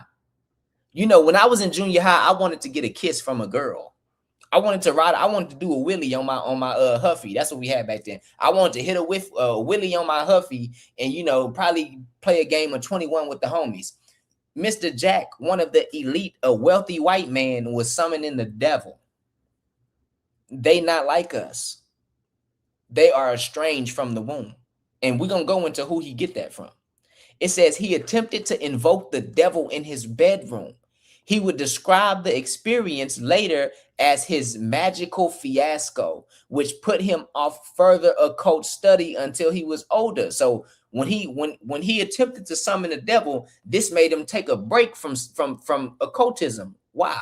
But he also intimated that he had succeeded and scared himself witless. So he admitted, so Jack Parsons admitted to his homie, nigga, I done summoned the devil in my room and I scared the hell out of myself. I got to take a break because all this is too real for me. That's what happened. He successfully summoned Satan in his room. And you eating lunch. You eating lunch with Bill, right? Y'all talking about the weather. Bill go home and cut a chicken head off and pray to the devil. And you want Bill to get into the kingdom of heaven. He done summoned the devil at 14 years old in his living room. And you want him to repent. Okay. Watch this. It says, then on October 19th, 1899, while climbing a cherry tree at his Massachusetts home, he experienced a scientific awakening on par with a religious epiphany. Remember, we said that the Lord could speak to you in dreams or visions, right? It says, as I looked toward the fields at the east, I imagined how wonderful it would be to make some device which had even the possibility of ascending to Mars. In front of him seemed to materialize, he's having a vision, a mechanical device as solid as the tree he sat in and whirled around and round until it began to lift, twirling and spinning above the city Worcester and out into space. Since that tumultuous day, he had gone on to devote the rest of his life to what he saw as the most fascinating problem in existence, rockets and space travel, or as he grew to call it, high altitude research. So we know he's weird, he's effeminate, he's wealthy, he's summoning the devil in his living room, he's heavily occultic. One day he's sitting on a tree and he have a vision and a rocket materialized right in front of his face. It said it was as solid as the very tree he sat on. He didn't imagine that. The Lord opened up his mind and the Lord gave certain entities power to put that thought in his mind and to show it to him. Just like the Lord showed our prophets what was going to happen at the end of the world, Satan and the henchmen of Satan showed him that what he was going to create. So this is a real thing that goes on in this world, guys. So y'all can't be fooled by the gaslighters that's going to tell you, oh, they're crazy. No, we not crazy. Right? This is based on a real story. If you don't believe what I'm reading, you could buy the book, read it yourself, and you can look him up. There's hella documentation, and we're going to get into it. Right? Helen was intelligent and well-read. Now, we're skipping ahead a little bit. Helen is Parsons' wife. This is the woman he married. Let's see about Helen. Helen's life had been a difficult one. She had grown up in Chicago along with her two younger sisters. They were daughters of Thomas Cowley, an Englishman worker for the Standard Oil Company, and Olga Nelson. So Helen, Parsons' wife, is the daughter of Cowley and Olga. Keep that in mind. Olga is Parsons' mother-in-law. It says, but Helen's new stepfather had anything but her best interest in mind. He sexually abused her. We know sexual abuse is very heavy in the cult, right?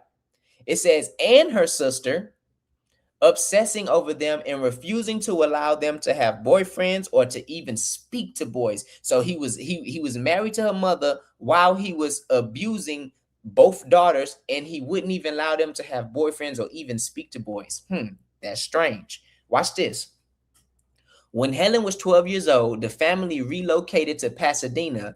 The destination had been chosen, remembered Helen, through Olga's use of a Ouija board. So Helen, Jack Parsons' wife, Helen's mom, decides she's gonna randomly move. And you move, you a black man, you probably move where you got some family, where you got a couple partners at. Helen said, to hell with all that. Pull that Ouija board out and let's ask the devil, where should I move to? So these marriages that these people are having, it's not by mistake. You think two people that randomly have occultic satanic backgrounds just randomly come together and marry? No. These bloodlines are planned for generations and generations. Why do you think there's so much information about every single president being related? You think that's a lie? You think all these, don't you know if you go over to Europe right now, the British royalty are so inbred, it's ridiculous. They marry their cousins on top of cousins on top of cousins, and they plan out their lineages for generations to come. And they are all rooted in satanic practices. So Jack Parsons, the father of rocketry, is satanic. The woman he married is satanic. And his wife's mama is satanic as well. Let's keep going. The group was pulled together by a mix of Bahomey and rocketry. Bahomey, that word Bonhomey, I believe it means like friendliness, festivities, getting together. It says as many drinks would be consumed, they'd get drunk. On this evening, the famed Parsons poison punch, or maybe some of the absinthe Parson had been conducting in his home laboratory. The three men and Helen also tried marijuana in yet another groundbreaking experiment for the Gaussett rocket research. It says Melina would often play piano duets with Helen, or a group would play records deafeningly loud on the much used phonograph. So mind you, this is him and his wife. They would drink, they would dance and have fun and play extremely loud music. Mind you, this is supposed to be about rocketry and inventing a rocket. They partying and getting drunk.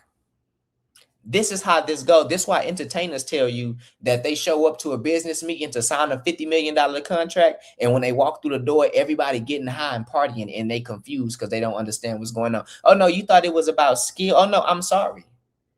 You thought that this was about skill and what you can do. No. This is about fulfilling the lust of your flesh and seeing how far you will go. Watch this. Through these early years of marriage, Helen and Jack enjoyed moments of great affection together.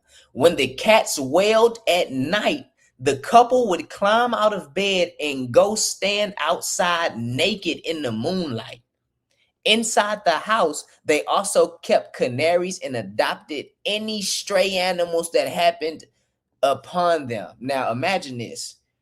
Imagine what it smelled like in that house. It said they adopted any stray animal they found.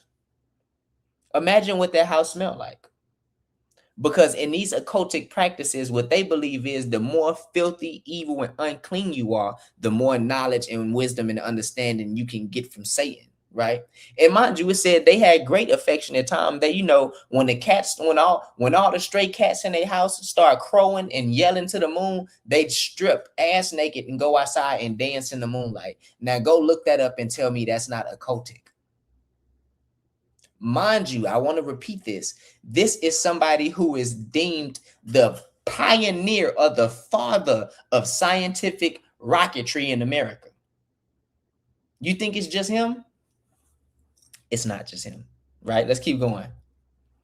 It says Jack seemed strangely unaffected by meeting his father. He wasn't touched by the visit. I don't think he was touched by anything that wasn't the moon. So Jack finally go out to see his father. Jack don't talk to his father in years and years and years when his father and his mother split. Let's see the characteristics of his father. We know his mama is wicked. Or excuse me, we know he wicked. We know his mama taught him to be feminine and weird, and he tried to summon the devil as a little kid. We know his wife is evil, and she's in the Satanism as well. And we know his wife mama was using the Ouija board to pick where she should move to. So let's see the characteristics of his father. It says he believed something was escaping from his chest. He suffered from marked mental depression and exhibited definite delusions and hallucinations. He attempted suicide and was committed to St. Elizabeth Hospital in Washington, D.C. and suffered from melancholia. He would spend the rest of his life there, sharing the ward with 7,000 disturbed others. So his daddy's bugged the hell out. He believed, how he coming with it. He believed it's an animal trying to pry out his chest. He's seeing delusions and hallucinations. I wonder what type of hallucinations he's seeing. I don't know. Maybe the God that they worshiping, who's Satan. So put the pieces together. Everybody bugged out. His daddy bugged out. His mama bugged out. His wife bugged out. His wife mama bugged out. So I'm trying to show y'all that this don't happen by coincidence. These satanic demonic lineages are brought together purposely to perpetuate the narrative of evil and have that evil influence within the world. All right. Watch this. It says, the room now full went quiet. A sallow man in a white robe and sandals walked toward carrying a book, holding it in front of him reverentially. Bowing before the altar, he kissed the book 3 times, opened it, and placed it in front of him. He turned, and his voice of surprising stridency proclaimed, "Do what thou will shall be the whole of the law." From all around Parsons, the crowd responded, "Love is the law, love under will." Right? So this is what they about. Do what thou will. Aleister Crowley, worshiping Satan. Watch this. The attic in which Parsons found himself was nestled under the roof of a large wooden house on Winona Boulevard in a rundown neighborhood of Hollywood. So essentially, the place that these random elites and brilliant scientists are worshiping Satan is in a rundown neighborhood in Hollywood. This is before Hollywood was Hollywood. Is it making sense now? You see why all the satanic evil occultism come from Hollywood? Because what is Hollywood? Hollywood is a quote unquote sacred wood that witches would use. You can look that up. It's literally named after a material of a witch, from a witch. Right? It says Parsons had been persuaded to drive down from Pasadena by 2 social acquaintances of his, John Baxter, a gay man who was particularly fond of Jack, I wonder why, and his sister Frances. So yes, these occultic seances are taking place in Hollywood, the most evil, wicked place in America right now, right? Now watch this. It says, but it also spoke of a hidden knowledge of mystics and demons, of magic. For Rapinski, the book had been little more than a curiosity, but for Parsons, it seemed to be a revelation.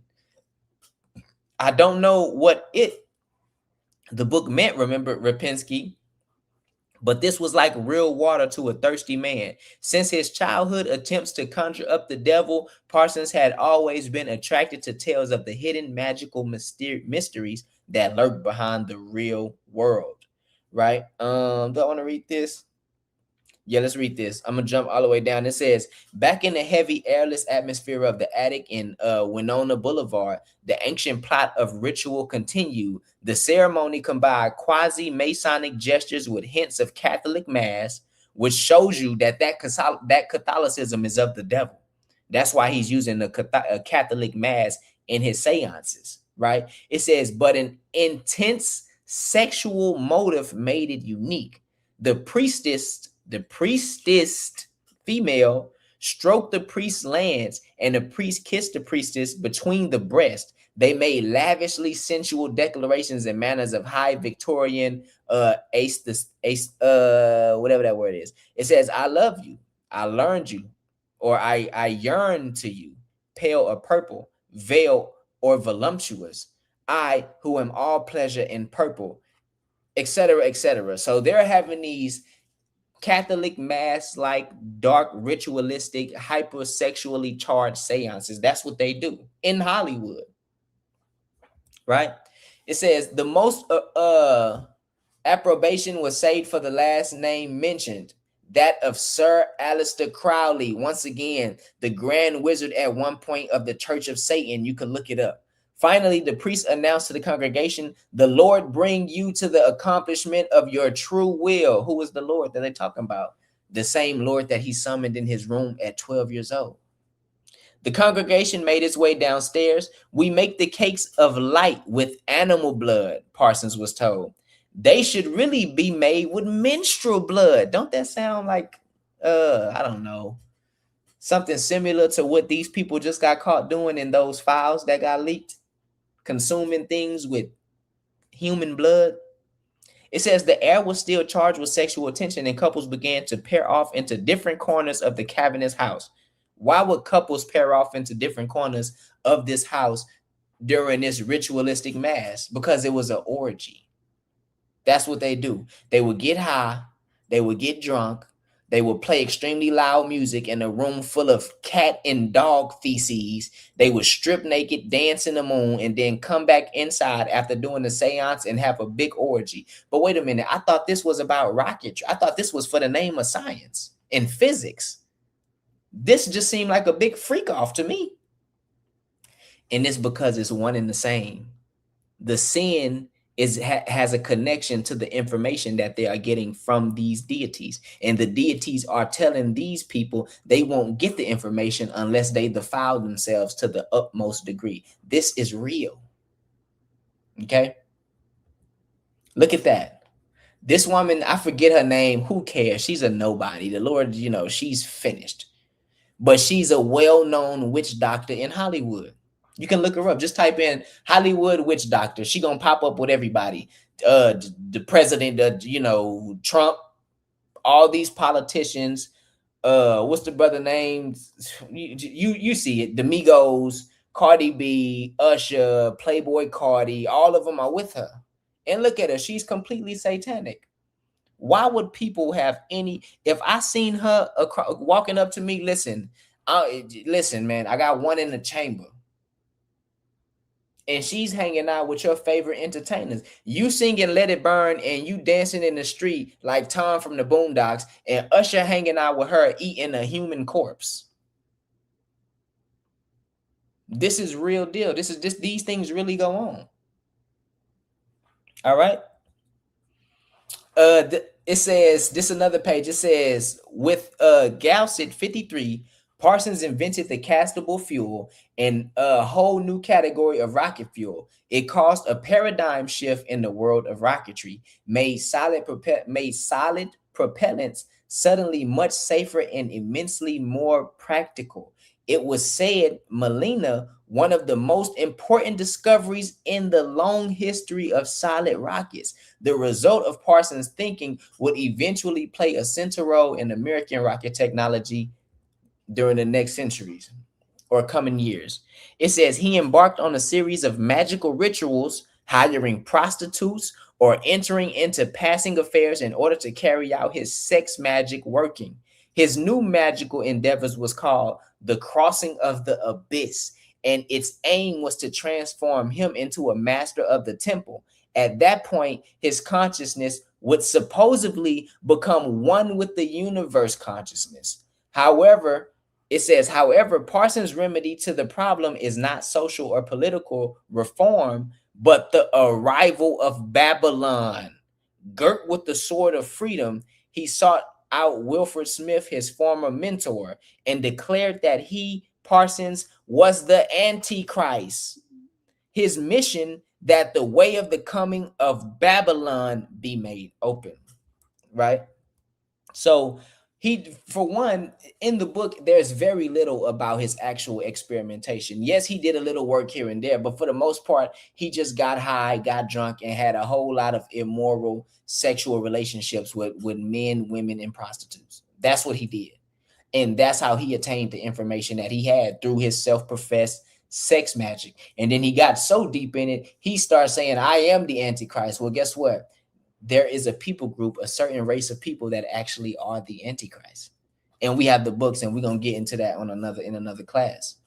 So I know it was born. I know it was a long-winded and there was a lot of reading, but you know, we got to have a larger attention span so we can get the message. The point is that these demons are giving these people information to destroy the world, because Parsons thinks he's making something that's going to the moon once again. But what you're actually doing is you're creating a combustion system that will allow your race 100 years from now to shoot a rocket across the world and kill 1 million people, or excuse me, unalive 1 million people in 30 minutes, 10 million people in 45 minutes. That was the whole plan from the get-go. But a spirit will allow you to think whatever your silly mind wants you to think, right? So all praises to the Most High, man. In conclusion, we see that the Lord uses spirits on the left-hand side to give people power, influence, and knowledge. This power is how they obtain rulership and global support. However, the end-all be-all is to usher in World War III, which is synonymous with our salvation. This is Wisdom of Solomon, chapter 18 and verse 7. So of thy people was accepted both the salvation of the righteous and the destruction of the wicked. All right. So, that was a quick presentation just showing brothers that these things that we experience, your cell phone, you get on the phone, you talk to a brother on the other side of the world like it's nothing. That was inconceivable 100 years ago, 80 years ago, 50 years ago. That was inconceivable. TV and all these things that we have today, this information didn't come from nothingness. Esau didn't go from ooga booga to making nuclear bombs. That's not how the world works. This information, this understanding, this level of technology was given to them from spirits on the left-hand side to do the will of the Father, which is ultimately to blow a lot of this world up so we can build atop the rubble after we leave the wilderness under the authority of the leadership of our King, Yahushua. All right, so we have to be knowledgeable. We have to be wise. We have to fast and pray and put on the whole armor of God, because our enemies are not regular. This isn't a regular battle. This ain't the fisticuffs. We are fighting against spiritual wickedness in high places. So we have to understand what we up against, and we have to put ourselves in the best position to win. And that's what the Lord has raised us up to do, to let y'all know that, although our enemies are powerful and strong, we serve the one true God, the God that gave our enemy the strength. All right. So, yeah, man, with that, we're going to give all praises, honor, and glory to Yahweh Ba'ashem Yahushua Mashiach. I'm Yaikwab. This is the School of Jeshurun, and Lord's will, we'll be coming back at y'all with a lot of news you could use. All right. Con. Yo, shalom. Mic check. Yaikwab, you can hear me? Yes, sir. Con. Powerful lesson, man, from the brother Yaikwab as well as the brother Kabad. For those of y'all that's tuning in, hey man, this is School of Jeshurun. We are gonna be doing pretty much what we call live virtual camp every Friday now. I know it's Saturday today. We didn't do it this Friday because it kind of got rained out, but our goal and our plan, man, is to have these type of classes be ran on Fridays. So y'all tap in, man, tap in the class. That way you just got different brothers who you can eat from, right? You can eat from the brother Yadi from Masada. You can eat from the brother Ariala with House of Bread. And now you got us here at Jeshurun, man. We're going to be out here feeding the sheep. So y'all just tap in. Make sure you get your Bibles out. Make sure you get your pens and your papers, your notebooks out. Like the video, comment onto the video, be engaged in the live chat, and share the video. That way the edification can go out, right? Yaqua, we got any news, anything that's going on new with the camp that the people should know about? Yeah, so like you said, we're gonna be getting more information to y'all. We're gonna have sit downs. Me personally, I like this more. You know what I mean? I feel like I perform better in a controlled environment. We're gonna be look out for the vlogging. We're gonna be vlogging some charity work when we're doing good. And we helping out people in need and things of that nature. We got Passover coming up. Passover finna be ultra lit. So everybody get in the spirit of Passover. If you got beef with Ak that never sent your tassels, call them and tell them you forgive them. Tell them you don't even want them no more. Or tell the nigga to send them faster, whatever. But get the hate out your heart, get the leaven out your house, get the leaven out your heart. Christ is clearly on the way. Our God is clearly showing us that this world is on the way down. I'm gonna be coming at y'all with some political content as well, so I can help y'all understand what's going on the geopolitical scale, on a global scale, since America tends to keep us in a bubble and keep us ignorant. We love y'all, and that's the reason we come out here to do what we do, because we love our people. A lot of people say Israelites don't love our people, but that's not true. Everything we do is so we can be an example of our representation of the Most High God, to encourage others to be better, women, men, and children. So yeah, that's about it. You know what I mean? And I pray that the lesson was helpful or informational. All praises. If y'all have not, check out the Pentecost video that we released. We got some new information on Pentecost, so make sure you check that out. We also will be doing a new moon / Sabbath breakdown here real soon, if not next week, the week afterwards. That will be a live class jointly with us and the brothers from Masada. I'll go ahead, if you have not seen it yet, our calendar has been released. So check out our calendar. Our calendar is a little bit different from calendars that you've seen recently. We're going to explain all of that on the new moon / Sabbath class. So make sure you tune in and tap in with us. So That's with right. that, I want to give all glory, honor, and praises to the Most High God, Yahweh. And we do so in the name of his begotten Son, Yahweh Shah Mashiach, who the world ignorantly calls Jesus Christ. Shalom, family. Shalom, shalom.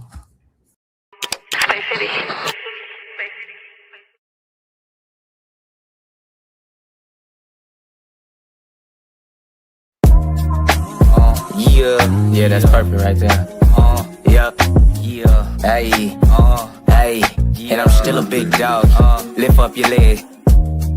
Catch a breeze, part 2, man. Shout out Ariella. Shout out to God. Listen, I told niggas I wanted to catch a breeze, then I finally got it. Yaquab going outside, I highly doubt it. Mama gave me plenty love, now I gotta try to find a way to live without it. Child support eating up my pockets. It was cool, but the heat returned. I knew it, that's from experience. You live and you learn. Tunnel vision, it means nothing when your vision get blurred. You run into a wall, that's when your obstacles reoccur. When you on a mission, and I'm on a mission to put the city on my back, where I finally did it. Hella niggas, they doubted me. Zachariah was with it, and we was too deep, pushing the gospel out in the trenches. That's when niggas joined up to simmer it, calm down. Caught a breeze for a minute, the spirit's involved now. Say what? Let it breathe. Say what? Catch a breath. Okay. We bought it out on them corners till it was nothing left. 9 years in the truth, striving to do my best. Feet hurting from my Timbs, nigga. Facts. And I never been a bench warmer, so when coach put me in the game, I had the ball above the rim, nigga. Precepts, remember those, run a pick and roll. You bring it out, I break it down, that's what I was told. And never be a lazy servant is what I was told. Burying talents in the ground, my nigga, hell no. I let my light shine, kicking all of these nice rhymes. I salt bacon this flavor over your mind. And then I finally caught a breeze. Listen, I had to parasail off it and told my Ak I'ma ride with him till the wheels fall off it. Facts. So if they touch you, then it's nothing nice. That's the love of Christ. There's no greater love than one laying down his life. Back deeper than water, niggas could drown thrice. Pull you out with this living water, bring you back to life. I'm trying to catch me a breeze, I thought I told ya. Everybody catching a breeze, nigga, I'm Oprah. Maneuver through the city where it's slimier than okra. I'm hard body of heat and it's sweeter than Fruitopia. Yeah, says he be on your mind, you gotta tighten up. We all Israelites, but niggas, they ain't nice as us. Space City Records, well respected. Boots on the ground, we pushing the gospel till it's accepted in the common household. Wicked ways, we live without those. Knocking my enemies out cold. And I know the ops mad cause the Lord preparing the table. Everybody eats as Yaquab carry the label. I never wanted to be a nigga who did it on his own, but fuck it, I'm grown now and perfectly able. And that shit in my bloodline, I seen it enough times. No need for a punchline, my rap is hella divine. This rap is done by design. Hey, and I'm still a big dog. Lift up your leg.